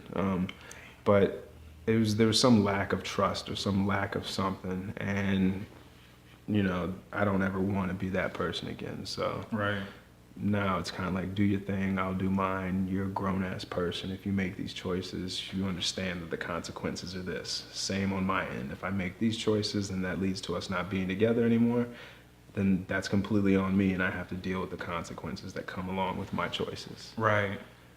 Now, as I scroll through your feed, because I've went up and down your shit at least 5 times, like all the way up and down, at least 5 times now. Just as because as we find different things, I'm finding pics that relate to that, and I'm sending it to me. But there's so many of these, I just scrolled right past, and to get to what you was about the algorithms, and sometimes like, what the fuck? Some people notice this, and sometimes nobody noticed anything. Like this one in particular, I didn't know what this was, and there was another one all the way at the bottom. I was gonna ask you what it was, but I just didn't care enough. But this one, I had no idea what that was. No clue. And from that little square, it doesn't do it justice at all. Versus if this was the size of my TV, you're immediately like, whoa, I didn't know that was smoke. I couldn't tell that was a guy's face. Because the French inhale coming out, I couldn't see lips. I couldn't read a person at all. I looked at that shape and thought that was so stunning that I'm like, all right, let me click on this. And then I get it as soon as I look at it. I bet that's a lot of it too. Just because I do that. I think about that with my drawing sometimes too. Like sometimes, that's why I try and make progress pics on it. 'Cause sometimes people might look at my shit and just think it's a regular photo of a person and be like, fuck it. Until they look and they're like, holy shit, that's not a fucking photo. And then sometimes they can see that process. And sometimes, because we scroll so fast, sometimes our mind is busy thinking we know what we want. And I don't even remember what I was looking for. And then I saw that and I'm like, oh my God, that's amazing. Like the way that it looked like a person damn near, the way the smoke's coming up. It reminds me of somebody dancing or something. Yeah, smoke plays a lot of fun. Oh yeah, a lot of fun. You got some really good ones too of people going in and out of the smoke. Sometimes it's in the background and it plays into your lighting too. Was this a studio type pic? Nah, man. I just was smoking with some friends. I hit the lights and they're like, "What are you doing?" And I was like, "Just hold on." I turned the light on my phone on.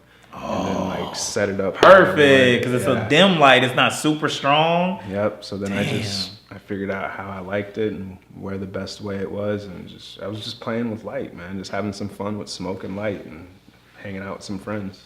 Dog, your gut instinct is crazy. Like bro, you downplay yourself a lot, my nigga. Like, is your instinct to put the phone light on? Like what? Like, because I was curious as you said it was indoors. I was like, how did you get that lighting then? Like, because it's from the bottom too. Like, it's not a up top light. That wasn't you could tell that was a spotlight of some sort, and you made that with your cell phone and made gold out of that shit, dog. I just like learning. It's all fun, and I'm just playing half the time. And I also think because a lot of my inspiration, I mean, besides some of the people I follow today and stuff, but there's a gentleman who's gained a lot of notoriety online maybe in the past 2 years recently. But before that, he's he's been a well-respected photographer. His name's John Free.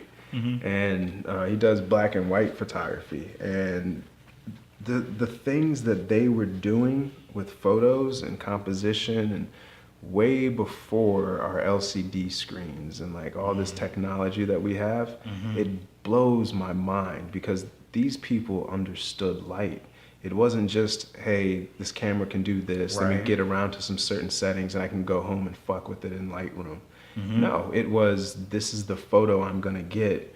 They were picturing what they could do with the light before it happened, and they only had one shot because it was all on film, and which I'm a huge film proponent. I actually shoot film myself, but I don't put too much out because I've only been doing it for about 1.5 years now, and I think,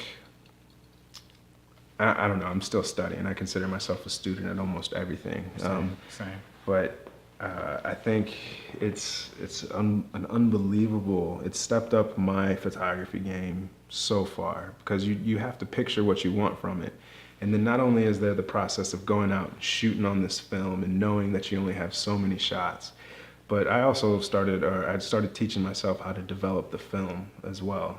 So all of my film photos I've developed using coffee, vitamin C, and washing powder. So it's all got So instead of going in a dark room, well, you still got to do it in a dark room of some sort. But instead of doing it, because I took a photography class and there was like 5 trays. Yeah. One of them was water at the very end, just so you could rinse off all the other chemicals. But the other 4 were like chemicals that weren't. You can't just find them anywhere, and that's what makes it tough to do the darkroom shit nowadays. But are you saying instead of all those fancy chemicals, you used coffee, vitamin C, and something? Washing soda or washing powder? Yeah. And that worked to develop film? Yeah.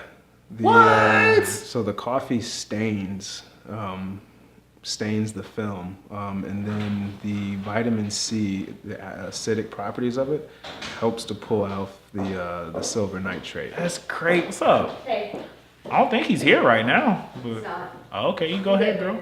Go ahead, do your thing. And What? Fucking coffee?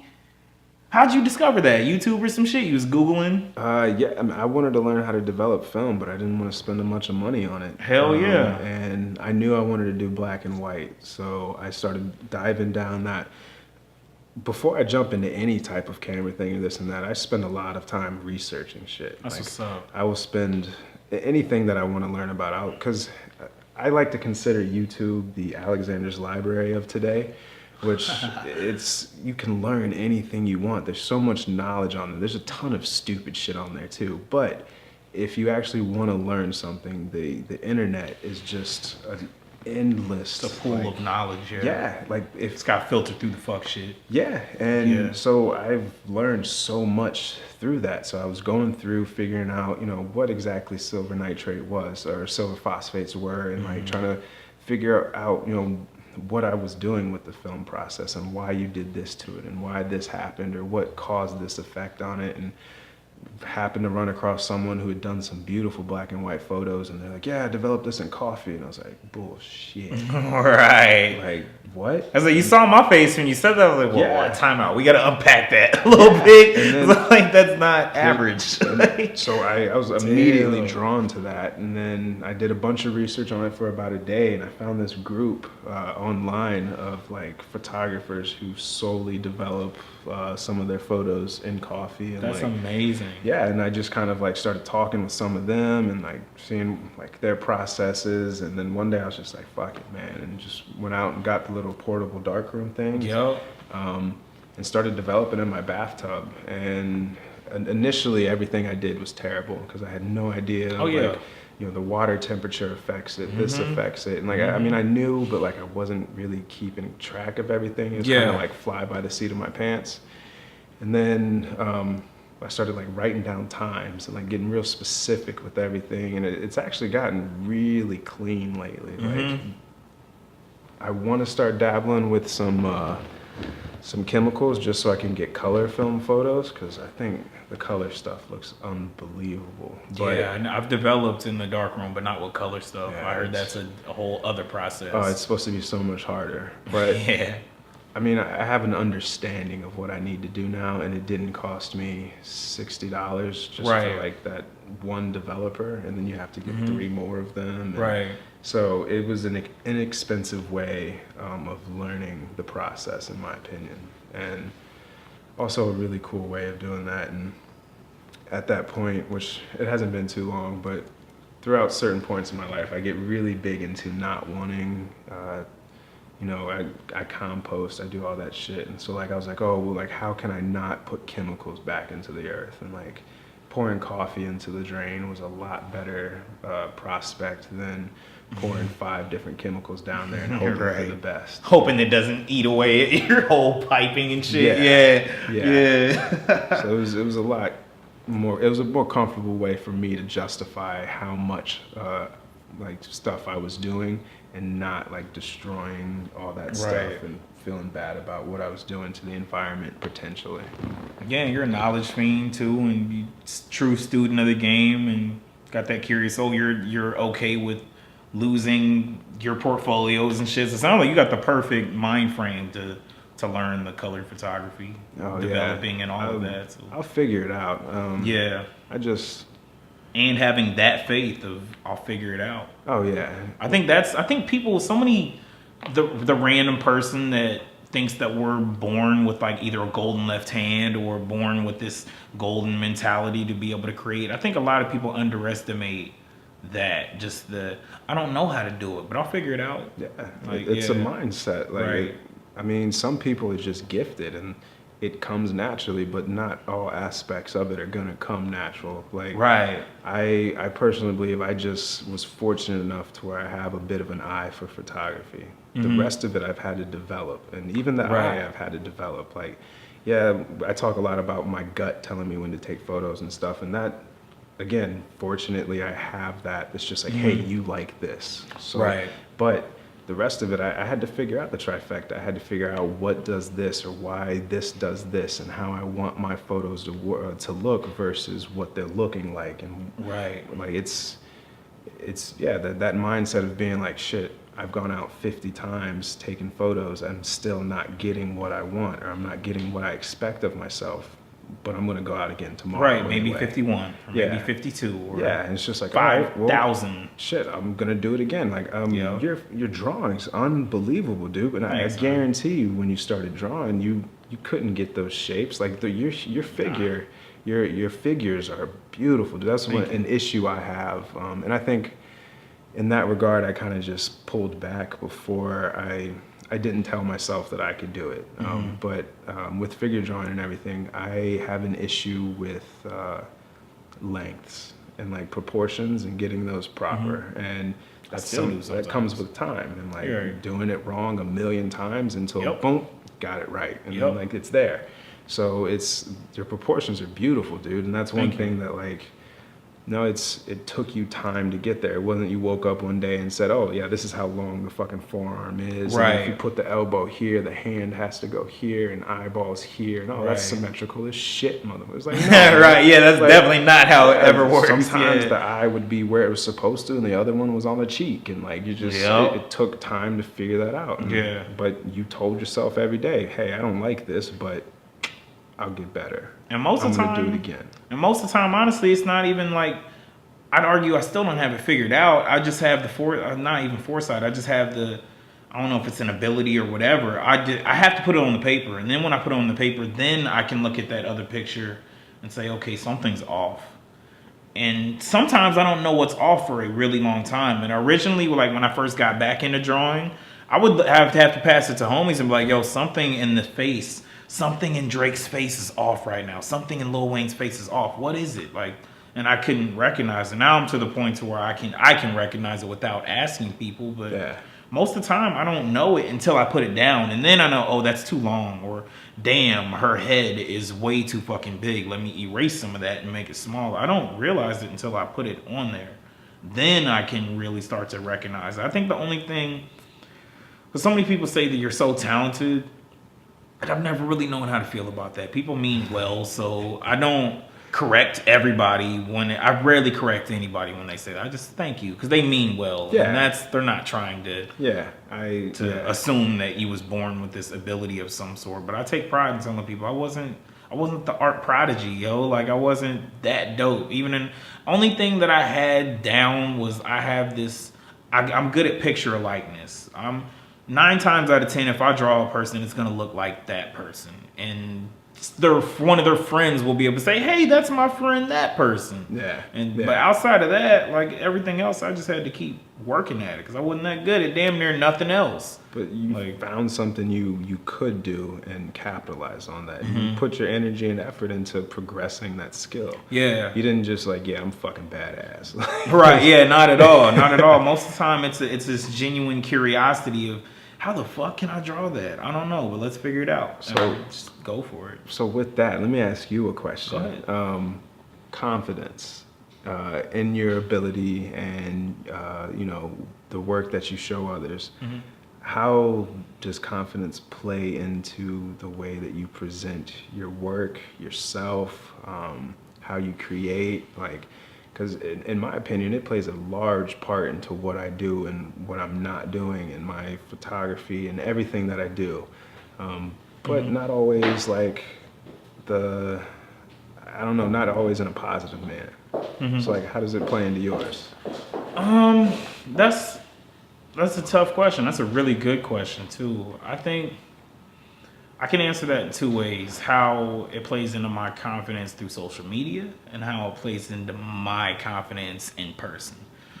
Because in social media, I got the confidence. I'm gonna take that picture, I'm gonna crop it a way that I like, and I'm gonna post it and pour my guts out on the caption. Or I might not pour my guts out on the caption, but in terms of that, I have that confidence just fine. But I'd argue I still need to grow that confidence in terms of the in-person part. And how I feel like I know this because I always wanted to do a fuck ton of print sales, but I've only done a couple of them. I'm very fortunate that I haven't done that many print sales because now I'm discovering I want to be in the gallery scene. So now I'm got this twisted. Fuck all them print sales. I'd rather sell one thing for 1,000 than 50 prints for $20. Yeah.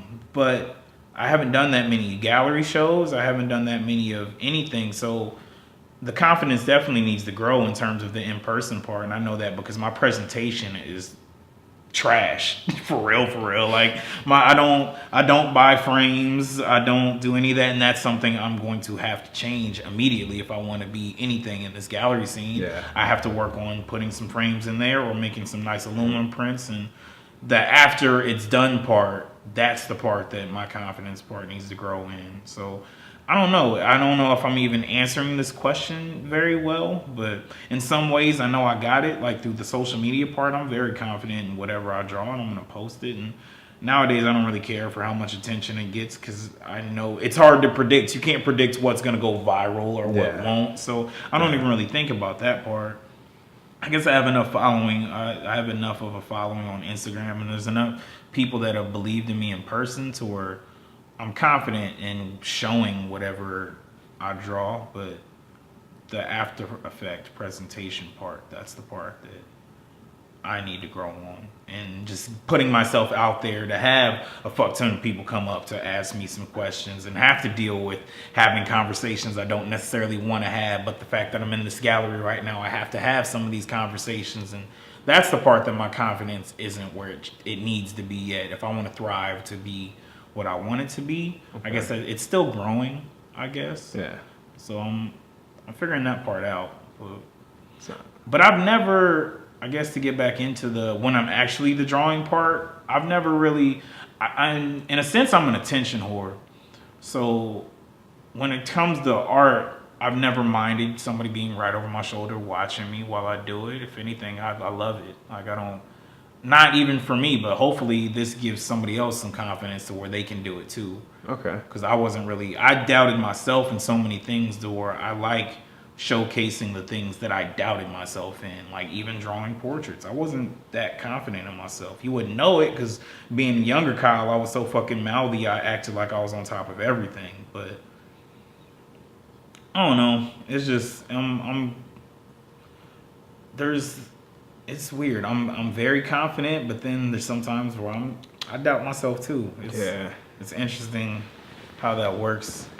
I guess the parts that I doubted myself in is being able to take this and live off of it like now. Like with this bigger paper, I've said it like 10 times at least within the last month or so. I'm selling something for $1,000 this year. If not next year, if not this year, it'll be next year. I'm going to sell something, one piece for $1,000. I want to do that so fucking bad. Hell yeah. I've had this mind switch, and I don't know how I'm gonna do it. I don't know what it's gonna be that does it, but I'm gonna fucking do it. And I'm gonna do it. Yeah. I'm confident in that, but now everything else that I'm not confident in, I need to work on that to get to that part. So I don't know, man. That's a really good question. I'm gonna remember that, and so I can answer that a little bit more precisely. If somebody ever asks me that in the future. Well, I mean, confidence is a huge part of being a creative individual. I personally, I think I've been told I present myself as a very confident individual, but truth be told, I'm not. Right, yeah, me too. I'm one of the least confident in myself and my work. I constantly doubt everything that I do. Am I doing it right? Am I going the right way? Should I do this? But again, a lot of what it comes down to is my gut. And it tells me to do this, and I trust my gut above my head anytime. So, but it ends up, I think that's something that plays a part into me either losing jobs or not fulfilling what I think I can do with jobs. Is I don't think that I can present them with something that they what they expected from me. And truthfully, that has never been the case in any project I've done, any assignment I've done, any commissioned work. Every time I've given it to the individuals, or they've been more than happy with what I gave them, and pleased, and like just beyond happy with what I've given them. But when I give it to them, I'm like, hey, here you go. It's right. You don't know how they're gonna feel about it. And half of losing out on jobs and everything is like when people ask me to do photos or this or that, I'm like, yeah, dude, I'll do photos. And then I second it with, but I'm not the greatest photographer. And then I doing that. Immediately talk myself down, or I'll be like, I made this, but it's like back when I thought I wanted to do the whole music thing. I'd be like, yeah, man, I made this really shitty song, but do you want to listen? A friend of mine who I worked on a farm with, Lauren, God bless his soul, he started doing this thing with me where every time I talk down about myself, he fucking haul off and hit me. And like he just twisted, but I like it. Yeah, and like, it was one of those things to where I didn't realize how often I down talked myself and what I did until he was like, how many times did I hit you today? And I'd be like, dude, you hit me like 15 times. And he'd be like, that's because you said 15 shitty things about yourself. Right. And I was like, oh, shit. He was like, yeah, if you continually talk about yourself like that, you're going to feel bad about yourself. Yep. You're going to think you're a piece of shit. They're always going to be shitty songs. Yeah. So, like, after that, when they're not. Yeah. And, like, that was the thing. It's like, it wasn't bad work I was putting out. It wasn't bad. Nothing I was doing was bad. It may not have had the production value of, say, someone with a bunch of money to put into it, but it was there. And, like, clearly what it needs to be there was there. The money and everything to back it can come later. Right. But it was all what needed to be there was there. And I just was like, oh, it's not as good as like, this. So I'm shitty. So like after that, he'd like, I'd say something bad about myself. He'd hit me, and then I'd have to say a positive affirmation to myself. So like, I'd be like, man, I'm just, really shitty about this, and I get popped, and I'm like, shit, okay.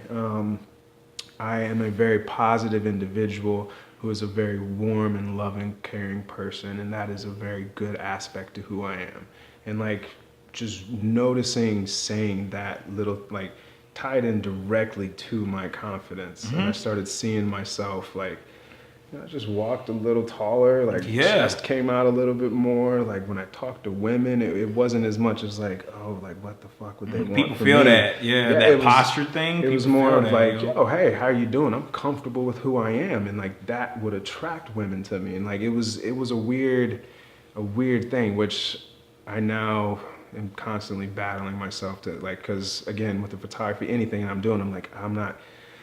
Like the publication I work for, I'll send him photos and I'll be like, yo, man, this isn't my greatest stuff. I think I was just trying to be artsy and feeling myself. And he'll send me a message back and be like, dude, I fucking love these photos. Like, what's wrong with you? And it's you got to tackle that, bro. Yeah. Where do you think that comes from? Do you think that's do you think that's you trying to balance it out and not come off arrogant, or? I don't. Yeah, I think a lot of it stems from. I'm very self-aware. I know a lot about who I am and everything like that. And I was a fat boy growing up, so I had body image issues. This is before you got tall as shit? Yeah, dude. Makes sense. Like my dad's 6'5", 250 from Chicago. My mom's 5'2", 125 from Louisiana. Oh wow.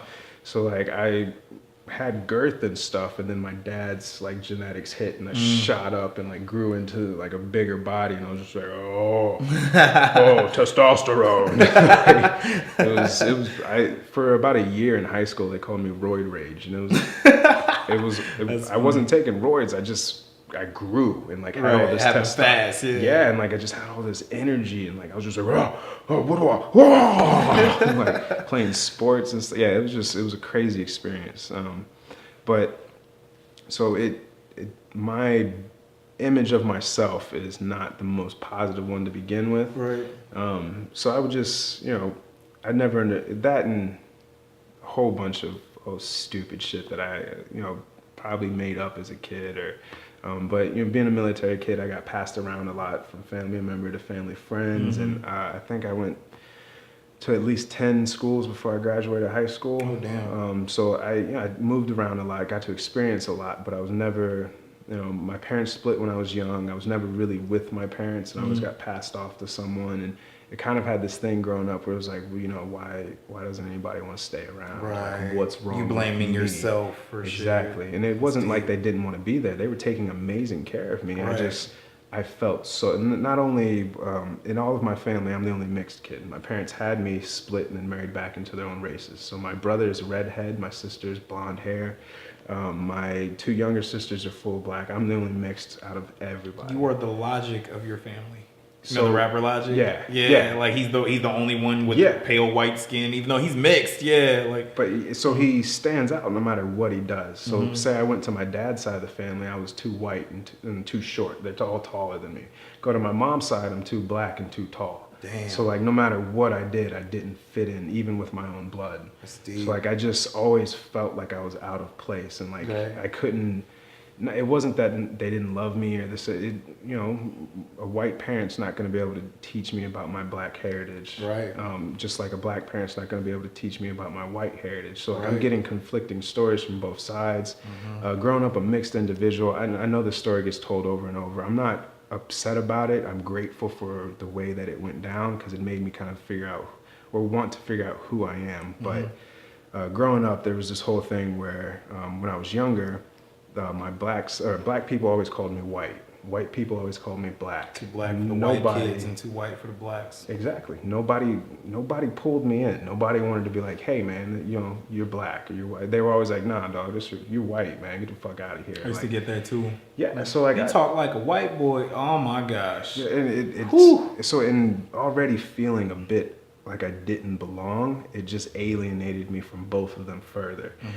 So then I got to high school, and I actually got really good at sports. At one point, I was being scouted by the Chicago White Sox. for No baseball. shit? Yeah. Whoa. I used to be pretty good. Wow, that's crazy. And then I got injured. I had a full ride to WVU to pitch as well. I got injured and lost my Damn, you had full scholarship rides out the wazoo, dog. From ROTC to Yeah, dude. baseball. Damn. I had options.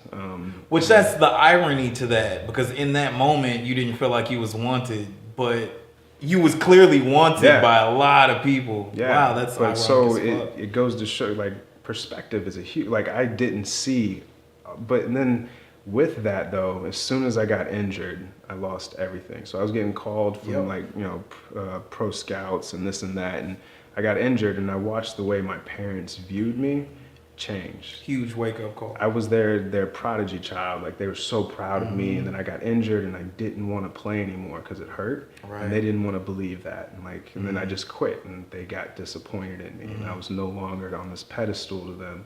I was just like, oh, well, he fucked up, and it was tragic thing to watch my parents, who were the only ones who were consistent in my life, to view me differently over an injury or because I couldn't perform something Right. that they wanted me to, and it tore me apart for years. And I drank and I smoked and I did things I probably shouldn't have, but I again am grateful for that. So Right.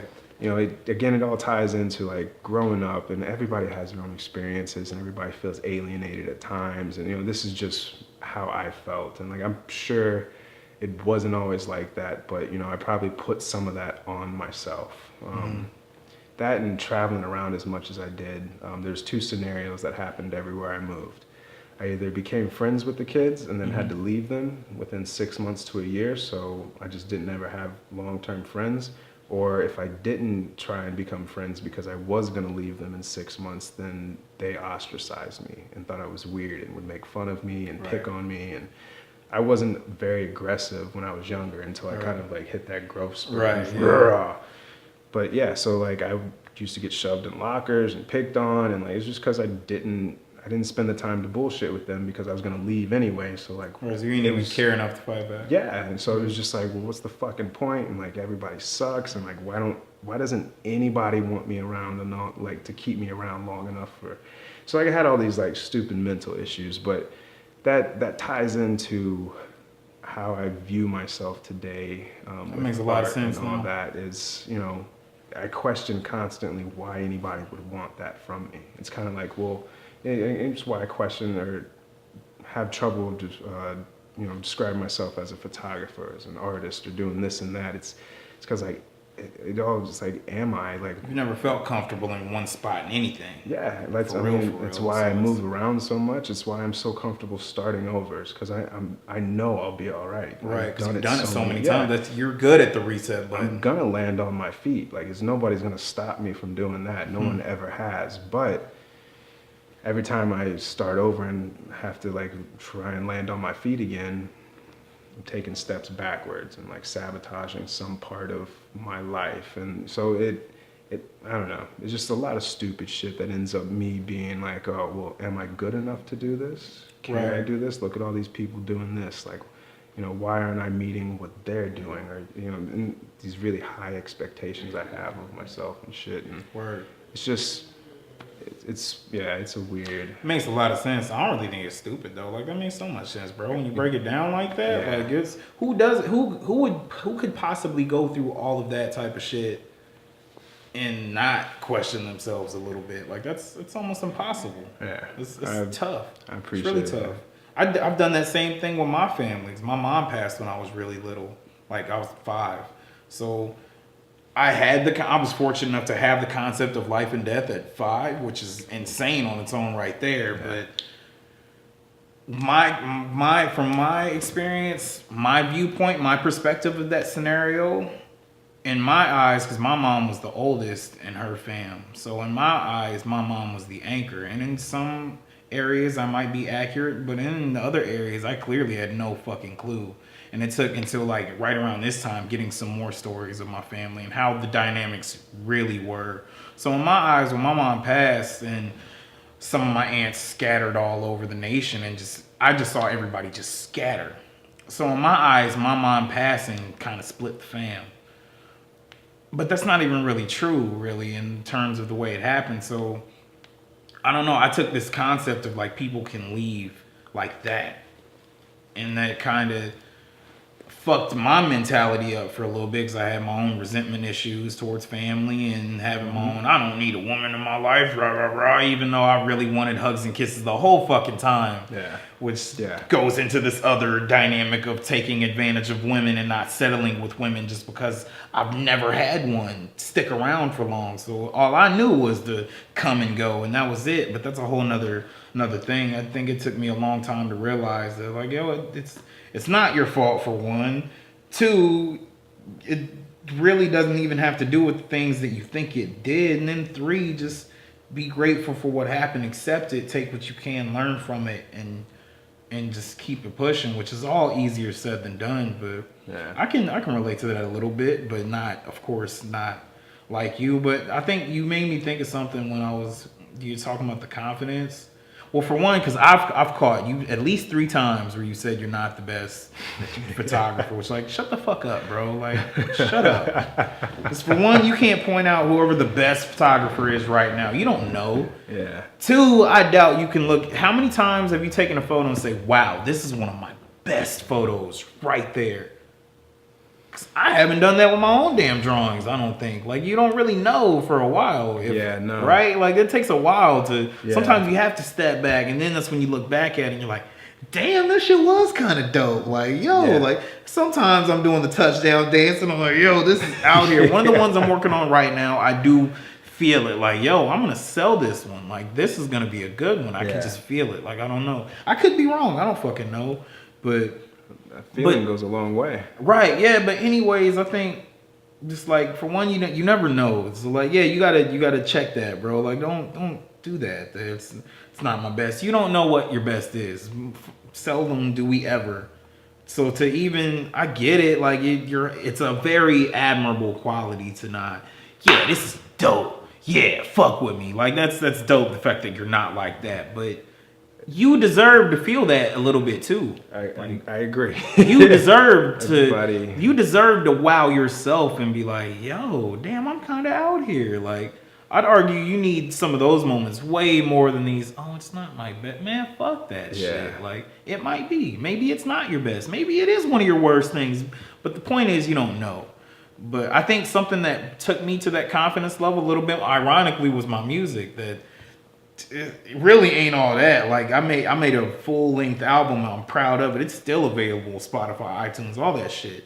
I just don't care about it no more because I don't share those same feelings that I had when I let that out. And it sucks because I wanted to make so many music videos, but the fact that I don't feel the same towards those, I'm like, it's okay. It's not gonna be the same. Exactly, yeah, and that's fine. That's whatever. But the fact that I put it out there, I will forever be thankful that I put out. Like I've made a couple. Let's see, I made a mixtape with my friend. Then I made an EP solo. Then I made a solo mixtape. Then I made a solo album. And I put all of those out there to the public, but I didn't really start putting it out there until I did the mixtape. And I've actually made a fuck ton. This was when CDs was still popping. Damn, I'm fucking old, dude. Even CDs is one of those references now, bro. They're Most like, cars what? don't even have a CD player. It's crazy. They automatically come with Bluetooth and all this shit. Yeah, but anyways. I got a stack of CDs of like mixtapes and shit. They can't even do shit with them no more, right? They That's just sit there. nuts. It's crazy. And now the record players are back in. That's awesome. The fact that it came back like that. It's the best way to actually listen to music, in my opinion. The quality is just a good record with a good record player. It feels like they're playing to you in the room. Yeah, even hearing the scratch sound on it, like I love that shit. I love it. I want to get a record player. But anyways, like when I put the mixtape out and I put it on CDs and handed that mixtape out to people, that was around with the breakup period. That the breakup just happened. I made a mixtape. That mixtape, I was still, I'll call it the baby comeback campaign, when you do a girl dirty and then she leaves and you're like, oh no, I'll be better. Please come back. I was definitely on the baby comeback campaign still. So which is that was trash. It was trash, right? Yeah, that song, yeah. But anyways, I put the mixtape out and I was handing it out to so many people, and so many people, like the one in particular was when I was DJing my boss, who does not fuck with rap music. He doesn't give a fuck about rap at all. Doesn't like it in the slightest.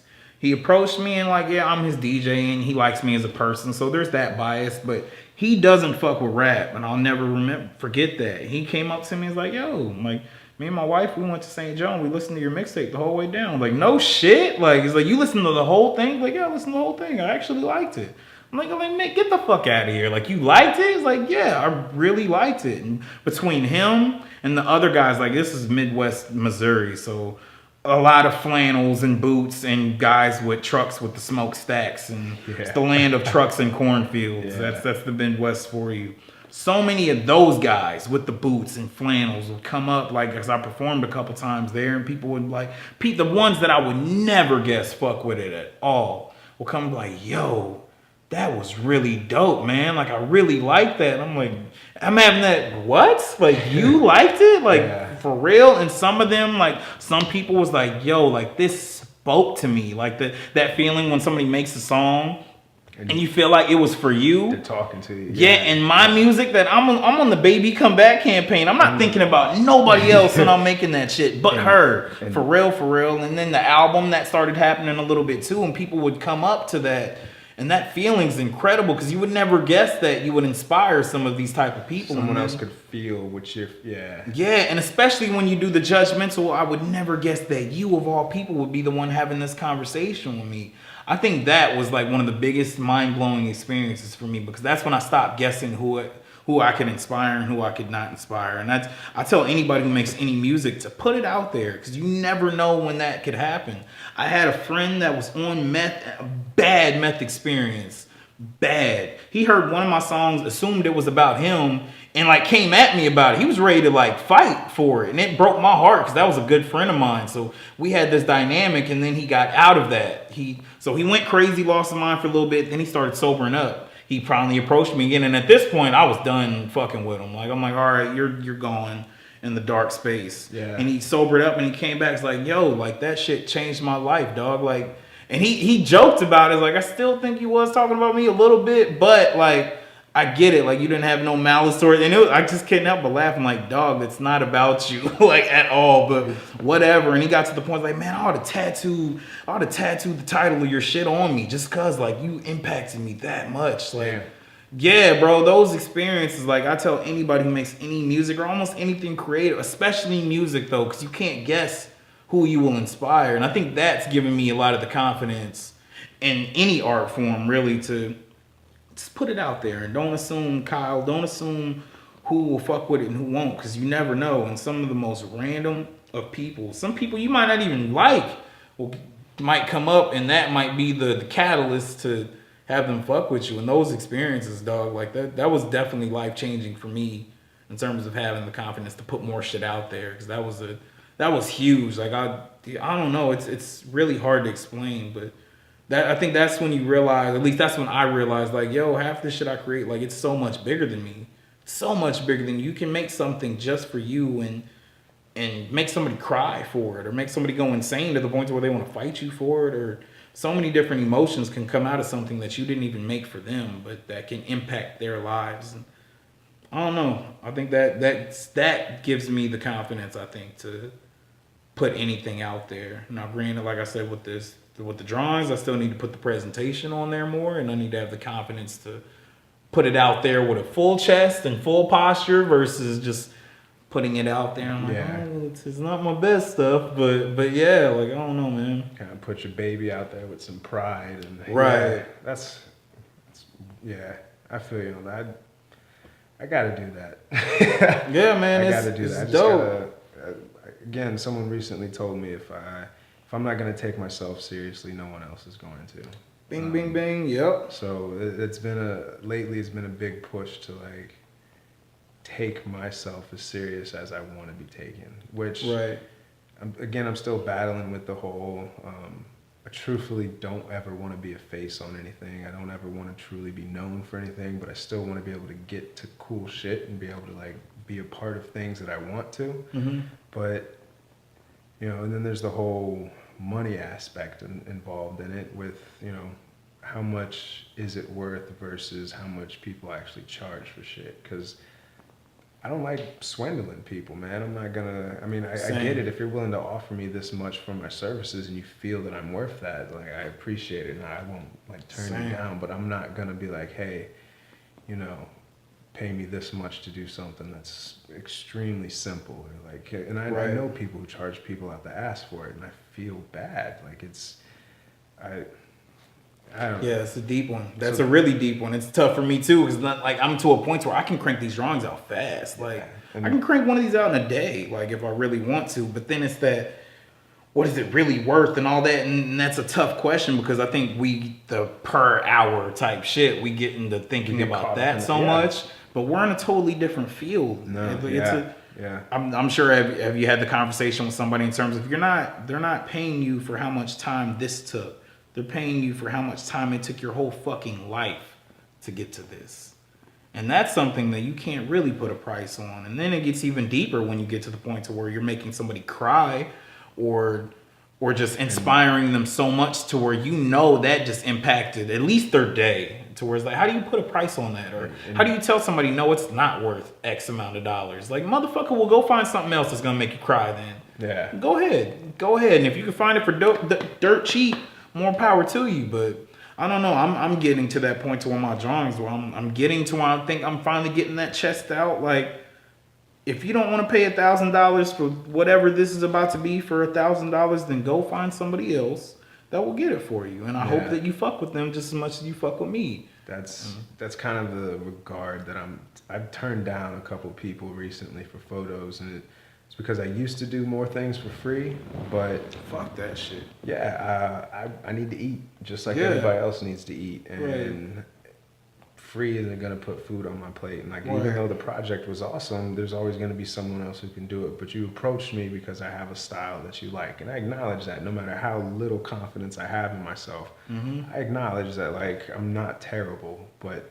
I just don't put myself on a pedestal. So, like, it's one of the people actually got pretty upset with me and just thought that I was being like, oh, you think you're big and bad now, and you think you're the biggest shit. And it's like, no, man, like, this is what I want my business to be. And if you're not willing to respect the fact that, like, this is what my services cost, then you don't deserve my services. Right. And it's a hard, in my opinion, that's a hard, like gulp of coffee to swallow. Cause it like, is. It's hard to, because they have the right to think what they think is worth something and what is not worth something. But, Exactly. But then we need to have that confidence to stand tall and say, no, it is worth this. Yeah, exactly. And you are fair to assume that you are fair to think that it's not worth that. But you're not about to down my confidence just because you don't see the same thing that I see. And usually I just be like, all right, well, I'll take whatever or do, because I'd just rather work on that's another thing. I just like creating. I'd rather do it than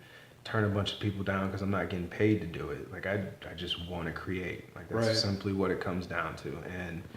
But yeah, it's, I think we said that I hate the whole New Year's resolution and everything. I like to set goals for myself. And one of the goals, and it has been for the past 2 months, not just starting now or anything, but it's to make people take me more seriously. Not like, put them up against a wall, like, you're gonna pay me this much money for that. But like, kind of just be like, hey man, like this is what it is. This is what I do. This is what I am. If you're not willing to meet me here, maybe later on you will meet me here. But this is what I'm gonna offer. And then to steel myself to believe that I'm worth it. Because that's the bigger thing. I think that's the part that comes first. Yeah. People will take you, just like your homie said, they take you as serious as you take yourself. So when you take yourself serious, that's when because you can't make anybody take you serious. I think I know what you meant, but just for that technical side of it, like, when you take you serious, that's when everybody else. So here lies the other issue that I think I'm battling right now is taking myself serious without losing my ability to stay humble. I don't ever want to be, that in your face, I'm the greatest. Like, it's scary, not right? Muhammad Ali. I'm not gonna, I'm not gonna say that I'm the greatest every time you meet me or every time you see me. But I still, being a creative, there has to be a part of you that believes that you are good, or else you or at least one of the greatest. Because you wouldn't keep doing it if you didn't. Like, especially, I wouldn't keep doing this if I didn't believe in myself. Like, and even with as much as I say as I'm not that confident, like, I believe in myself. I know I can do this. It's just figuring out a path that I'm comfortable in taking to get there. And without sacrificing my own morals that I've set in stone for myself. Like that's a huge thing for me, is I don't ever, again, going back to the fake stuff and all that, I don't ever want to be that person. So how do and I used to be insanely confident back in sports and like, because I wrestled in states. I did all, like, I was pretty athletic and like I was known around the school for that. And I used to be insanely confident. Like, I wouldn't turn down anything. I'd just be like, yo, I'll fucking tear it apart, dog. I'm great. Like, I'll beat you at this food eating contest. I'll race you. Like, anything you want, I can beat you at. And then, like, I stopped playing sports, and, like, part of me pushed away from that to get away from the aggression that came with that. Because I was also a very aggressive individual. So I think I tied my confidence into a bit of my aggression. So now I'm battling how to get that confidence without back, the aggressive aspect to it. Because I don't like being an aggressive individual. I don't ever want to be that person. I can handle myself in situations if need be, but I'd much rather not. Like it just makes everything easier to not have, like, I don't want to go home with a bloody nose. I want to go home like holding my, like, shit happens, but like I'd rather not wake up and be like, oh fuck, I got hit last night.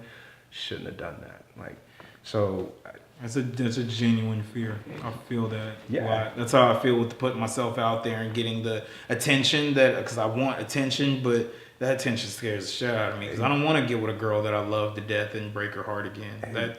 And I'm so scared. Like, I'm terrified of that, dog. I don't want to lose myself like that again. Like, that's. Whew, it's terrifying, but fuck it. I gotta try. We have to trust ourselves. We have to trust that through our experiences that we've gained enough knowledge and wisdom and we're strong enough to stay on the path that we want, rather than allowing ourselves to be pulled into other areas. Right. Which, again, easier said than done. But it's one of those things, man. Like, you never know until you do it. Right. And I feel like life has humbled us both enough to where the fact that we're even having these moments of, like, we're both looking in the mirror right now saying, yo, there's certain parts about myself that I don't trust or that just terrify me, and I don't want that part to take over again. I think just the fact that we're having that awareness alone makes it that much easier to deal with it if it comes back. Yeah. So we're like, yeah, like nobody's perfect. We have these moments of losing ourselves, but we've both clearly checked ourselves enough times to where I think what's having to check yourself one more time or two more times or whatever.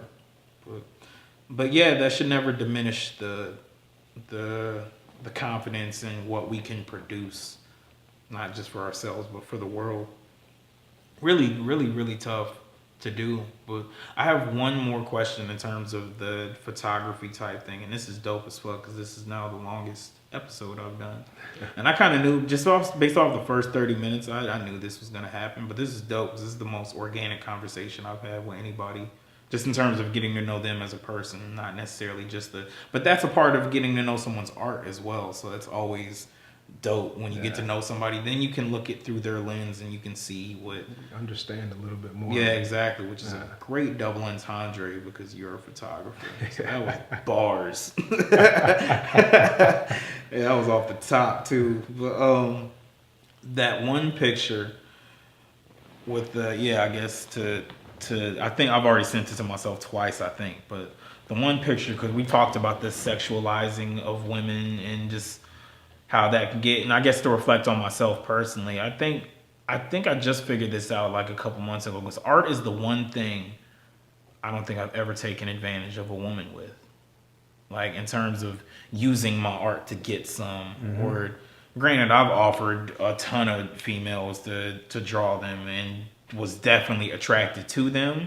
And there's been some women where I asked if they wanted to model, and then they offered to model for me, but then we started having sex and stuff like that. And then I'm like, nah, I don't want to draw you like that now. Yeah. Which is interesting that happens. I've had a few women that I could have drawn every day for years if I wanted to, but it's interesting how that works. But I think that's my mind frame of, Kyle, you've cheated on women, you've lied to women, you've done so many things you've been verbally abusive. The only thing I haven't done is hit a woman. And outside of that, I've done women wrong in so many other scenarios. I'd be damned if I do a woman wrong with the art shit. Like, I'd be damned. And I've met so many people that, not met people, but I see so many people that sexualize women and do so many things with women. And the fact that I'm in this yoga community through Instagram, and I see their comments and they'll screenshot some of the DMs that people send me, and dudes are just ridiculous with the shit. It's crazy to where me personally, like this photo, and now as we go into this photo, I can't find it, but I will. You talking eventually. about yeah, exactly. Yeah. The sexiest photo in this whole shit easily. But I know what you're saying. You probably. Did I pass it? I might have passed it. I'm not sure. Or yeah, I probably sent it to myself too. Like this photo in particular, I would not, whether it was you or, now see, you're a photographer, so I'd maybe like it, but on IG, I don't like shit like this. I love this photo, but because of the over-sexualization, I just want to bring balance to shit, to where there's these yoga women that if they're bent over and their ass is up in the air, there's one in particular, and it's a beautiful pose. It's called puppy pose. It's fucking beautiful. Just the arching of the back and all of that. Not even on some sexy shit. It's a beautiful pose, but because their ass is up in the air, and I've seen so many dudes like, damn, I wonder what it's like to get behind those. And I will never, I don't like those pictures. I don't feed them any attention on Instagram just because of that. So if you notice, none of my other photos are like that. Right? Yeah, I noticed that immediately. Yeah, because this one stuck out like crazy. The only reason I did use that one is so the friend who I did this with, after we had this shoot, she contacted me back and said, she was like, hey, I just want to thank you for that experience, because I don't like taking new photos or anything like that, but she told me that through that she found a level of confidence in herself. That's where didn't believe it. Yeah, that's why I'm down to do some sexualizing shit. If it empowers you, or as the model, if that's something they want, I'm all for it. Because I told, like, when we got into it initially, I didn't want to do anything like that, but she had expressed that. So then I you know, when she brought it up, I expressed my hesitance, but we're also friends and closer than normal. So I was like, all right, if this is something you want to do, then I'm for it. We know each other and we can do this without it getting weird. Right. But then after she hit me back and she was like, hey, like I really appreciate it. Just allowing me to do that in a safe space where like, awesome. you know, even though I was nude, you weren't sexualizing me. You weren't making it weird. You weren't putting me in like weird poses. Like you just let me be me. Right. And you still made me feel beautiful. And having her tell, because the whole time we were doing it, I wasn't sure if I was saying the right things or if I was like, and I wasn't, you know, I wasn't being weird. I wasn't doing, but I also was I'm also very conscious of the fact that there's a lot of weird photographers out there who over-sexualize women. They only contact them to get them nude, and like, I don't ever want to be that guy. Yeah, I'll be damned. Yeah. So when she contacted me back and said that, it meant more to me that she found that environment to be comfortable, and you know, she trusted me enough to do that. So that's what that photo means. It's to amazing. me. It means trust. That's amazing. Which that's you know, awesome. I get there's the nude aspect to it, but yeah, it's kind of right. And unless you know the story behind it or anything, it kind of can just be an overly sexualized photo. But nah, this is I mean, yeah, it could be, but like this is a beautiful photo, just like beautiful. Yeah, it's a lot of symmetry and everything. Cut the head out. It's ambiguous in the face, so you can't see her face with that deep shadow in there. The fact that you made the side where the darkness is coming from, that side is dark, and then there's a light on the other side. It's a great composition.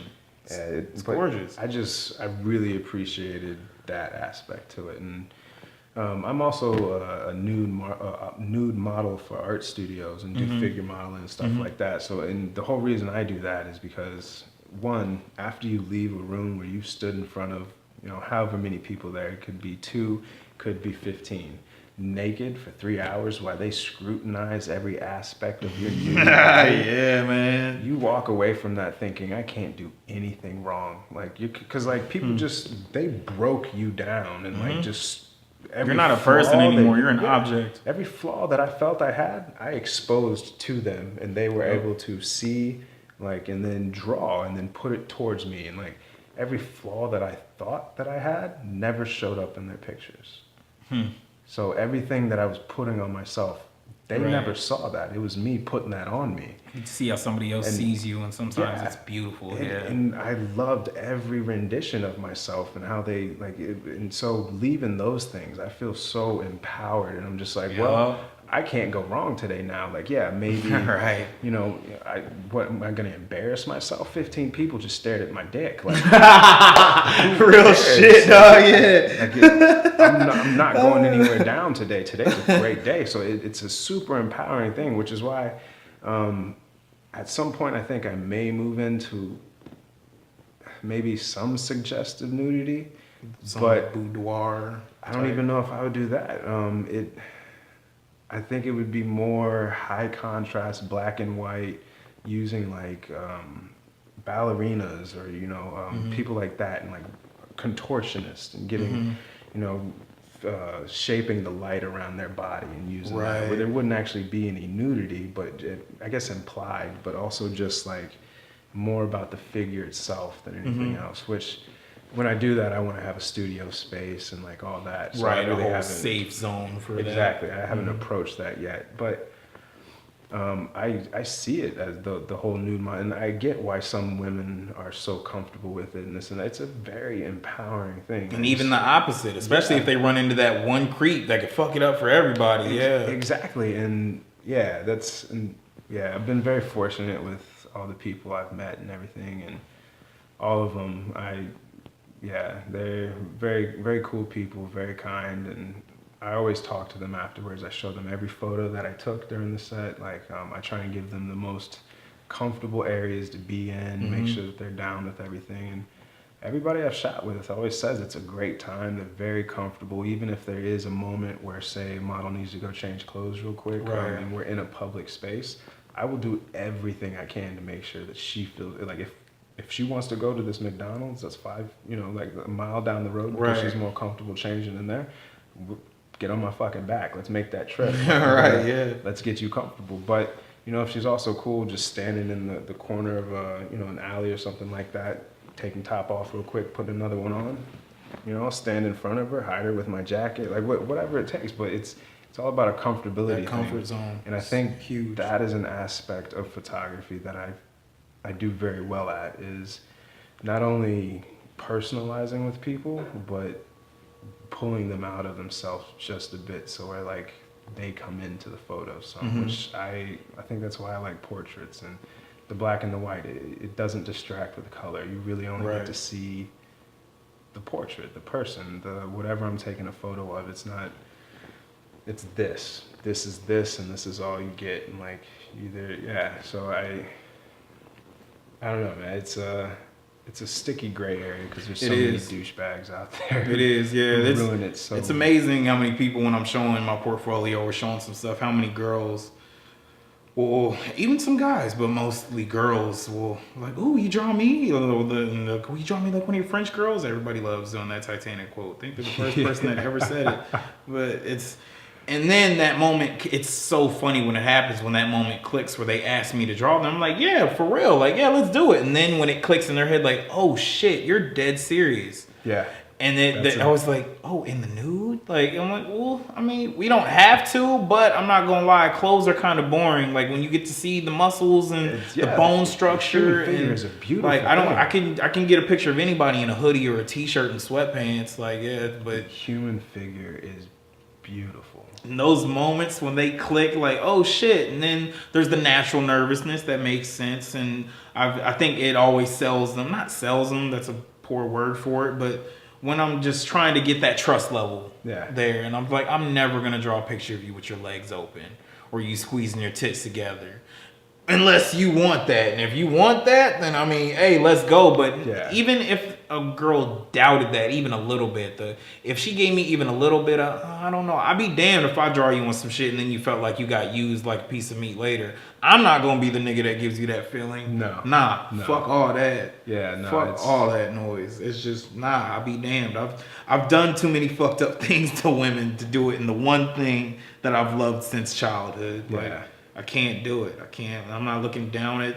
I kind of am. Yeah, no, fuck that. I kind of am looking down at other people. To me, if you use other people for that, that's fucked up to me. Agreed. I don't know. I'm just for the empowerment and just.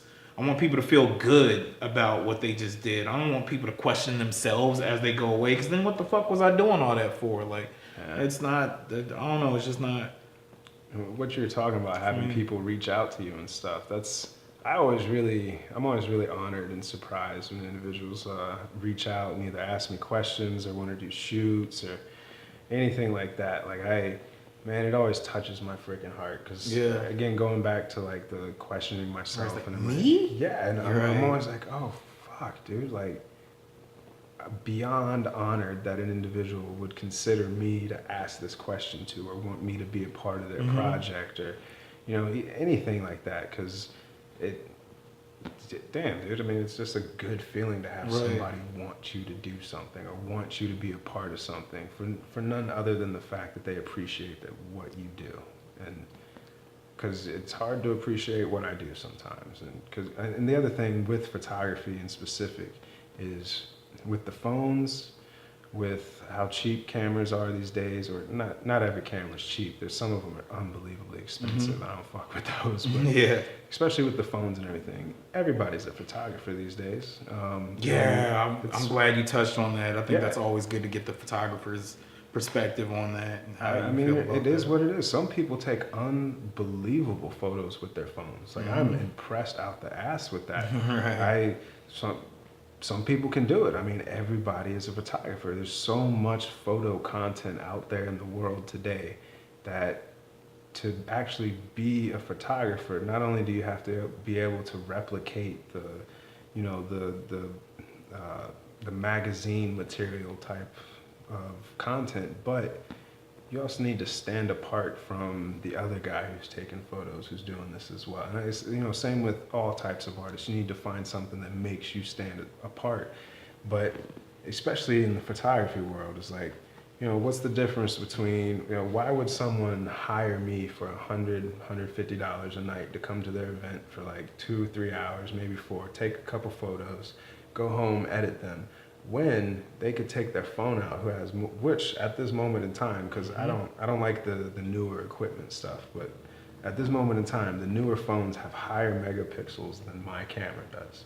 So yeah. Hell yeah. they can take a better photo, a cleaner photo, just by pressing a button on a phone that they already have. So why spend money on someone who's going to come in with their equipment and, you may not even like the photos that I take, or like there's always that possibility when they could get their own content themselves and edit it and filter it and do all sorts of stuff to it on the phone. That makes a lot of sense. So you have to make people like, and this is something that I think ties into, my confidence, me trying to respect myself before others respect me, is what sets me apart. What makes me different from Joe Schmo over there with a camera phone, who can do that? Because he can can make the same type of photo through filters on this. The reason they have those filters and shit is because they're popular. They're styles that people enjoy. Yep. You can do it in Lightroom. You can do it on your phone. So, what sets me apart from that individual? Is it angles? Is it perspective? Is it my style of shooting? Is that different? Do I have different value darks versus lights? Are my colors unbelievably outstanding? Like, I think all of that can play into it, but I think it's just you who you are, and all those intangible qualities, the leadership intangibles we were talking about before we even kicked this off, or the fact that you will go in that alley and open up your jacket to make sure somebody's comfortable, the fact that you don't want to overly sexualize somebody unless they want that. It's your character, who you are, and that is my greatest asset right now. So again, in trying to like redo everything and this is, I think it's part of my travels, maybe it's part of my demeanor. I haven't quite figured it out, but I don't do bad with people. People like me. Same. So I'm not selling my photos is something that like I'm trying to come to terms with. I'm selling them me. I'm selling them my personality, because that's what they're going to enjoy. If they think I can be an okay photographer, but if they enjoy the fact that I'm there taking photos and they smile and have a good time, and then the photos come out all right, it was worth every dime to them. Right. So, I need to have that style, something I'm proud of in my own style, but, I have to respect, I don't know, man, there's a lot of things I understand to it, but I haven't quite put to practice, I'd say, or like I'm still learning how to navigate, and because I don't have a business mind for shit, dude. I understand people, I understand food, I understand photography, but I don't understand business. I don't get marketing. I'm not I good got a lot of good pushing business myself. ideas, but executing it, that's not me. Exactly. That's definitely not me. That's where I get over analytical and all types of other factors play in, but I feel you.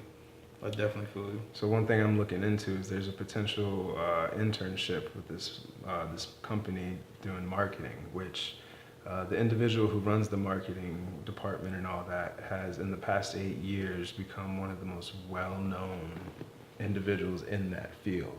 And through doing that, clearly she knows what she's doing. She knows how to make lasting connections with individuals and then use that to social media advantage, and like using that to, because if you have a good interaction with an individual, you're more likely to follow them rather than being like, oh, this photographer was at a show I was at. That's a cool photo. That's what we did. Exactly. That's exactly what we did. Exactly. So she's learned how to have these good interactions and then turn that interaction into business. Right. I can make these good interactions. I'm good at that. Like I can go talk with people. I may not always want to, but I can do it. Right. I need to learn how to turn that into the business. Like again, what we were just talking about, not just like I need to have photos that they want, but I need to learn to sell them myself. So what I've been doing, especially during Free Week and everything, is I've made it a goal of myself to every venue I go to and take a photo of an artist, I have to meet somebody new.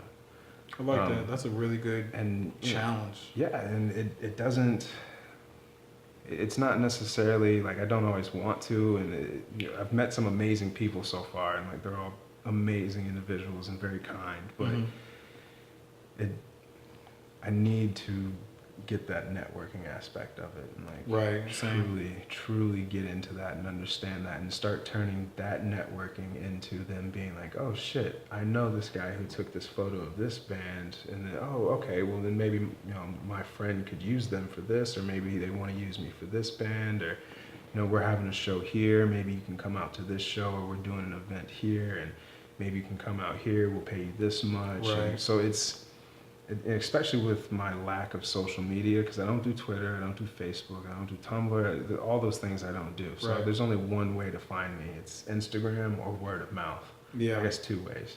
And Instagram, there's tons of people out there. There's tons of photographers. You Right. know, I'm trying to find a way to differentiate myself and make a bit of a market, but that'll come in time.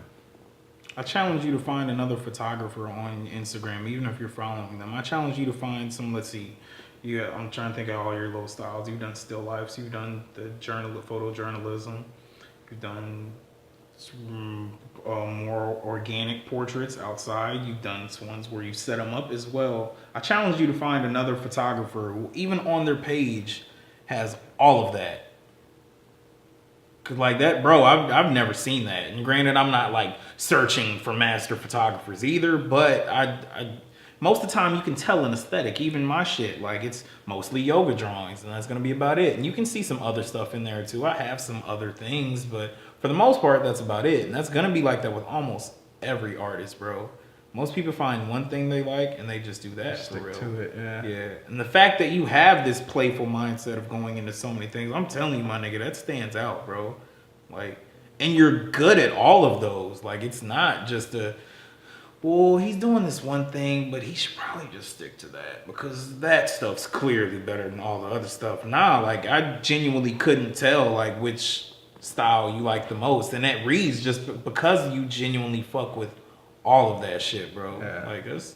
Appreciate that, man. I think you're on to more than you know, and I think that I'm just the same. It took till I was like super fucked up a few days, like obliterated fucked up, and I looked at one of my drawings, like one of my recent ones with this aura type shit that I've been working on, and just from honestly from getting that fucked up and looking at it through that different lens, I was like, holy shit! It was as if it wasn't mine. And I'm like, damn, I'm closer to an aesthetic than I thought. Like I'm getting close. Yeah. I may not be at it yet, but I'm finally It's happening. getting to an aesthetic. And I wasn't even worried about it for the longest until I met Miss Sami, who said, you need to realize, and I think you should take this too, you need to realize that your hands make gold. And as soon as you get that, and this is her telling me, as soon as you get that ingrained in your head, you're going to be fine. Like, but... And that was a part of like one of my big rants on one of my most recent posts. I'm like, I do fucking make gold, and gold is valuable. Damn it! Like, and no, not everybody gives a fuck about gold, and that's fine. But gold is fucking valuable. Like, and there's other gold and silver and other shit out there, but that's besides the point. My shit is dope. My shit has value, and I'd be damned if I keep underplaying my shit. Fuck all that. Because then how can you ever sell anything for a good price if you don't even think that it's valuable your damn self? True. Very true. Damn. But man, we got to 2 hours and 42 minutes. Holy shit. It's fucking Really? solid, dog. Yeah. I thought we had like an hour and a half. Oh no, nah, we was going, bro. Like it's man. 4:30. You said you had to do something at 5, so yeah, we should probably get up out of here. Yeah, damn. It's been one of the best talks I've had in a long time, man. Real Just shit, man. Going from everything that we've discussed today, like just. I do this with every coffee, episode, but this is definitely one of my favorite episodes. Like this was the most organic one that I did, easily, just within us talking about life and us talking about some deep stuff, and then us getting back into the art. And art definitely kept weaving its way through everything as it always does. That was the main theme. That was our motif for the day. Of but course. man, we fucking jumped off everywhere. Yeah. So to the viewers or the listeners, anybody who was this invested in listening to 2 hours and 42 minutes of this, for one, thank you so much, because that's fucking awesome. That's crazy. And two, Anybody who's still listening to this, do me a solid because I'm still growing in this. If you know anybody else who dares to say, I wish I could draw, or anybody who wants to get into the mindset of a creative, or anybody who wants to learn portraiture or any of these things that you see within the Artist Podcast, please suggest this to one other person. Just one other person. If you know anybody else that you think would be intrigued by this even a little bit, suggest it to that one person. And I appreciate you just for viewing this, just for listening, for anything. Demetrius, thank you so much for being on this shit. Oh, dude, thank you for having me. Dope ass episode. Yeah. I can tell we're definitely gonna do some other ones. We're definitely gonna do some more of these. Yeah. This was the most free flowing conversation I've had in a long time. Shit went super smooth and the time flew by hella fast. Hell yeah, dude. So this is concluding episode 7 of the Artist Podcast. I appreciate y'all so much. Don't forget to subscribe. Make sure you don't miss anything. And we'll be back for another week. I'm hype as fuck. I get to keep the train rolling. And I'm going to have this posted by Tuesday, bro. I'm trying to keep the Track Star Tuesday thing rolling. Hell yeah. Keep that going. But it's concluding that episode. Appreciate y'all. Much love to everybody. And we out this hole.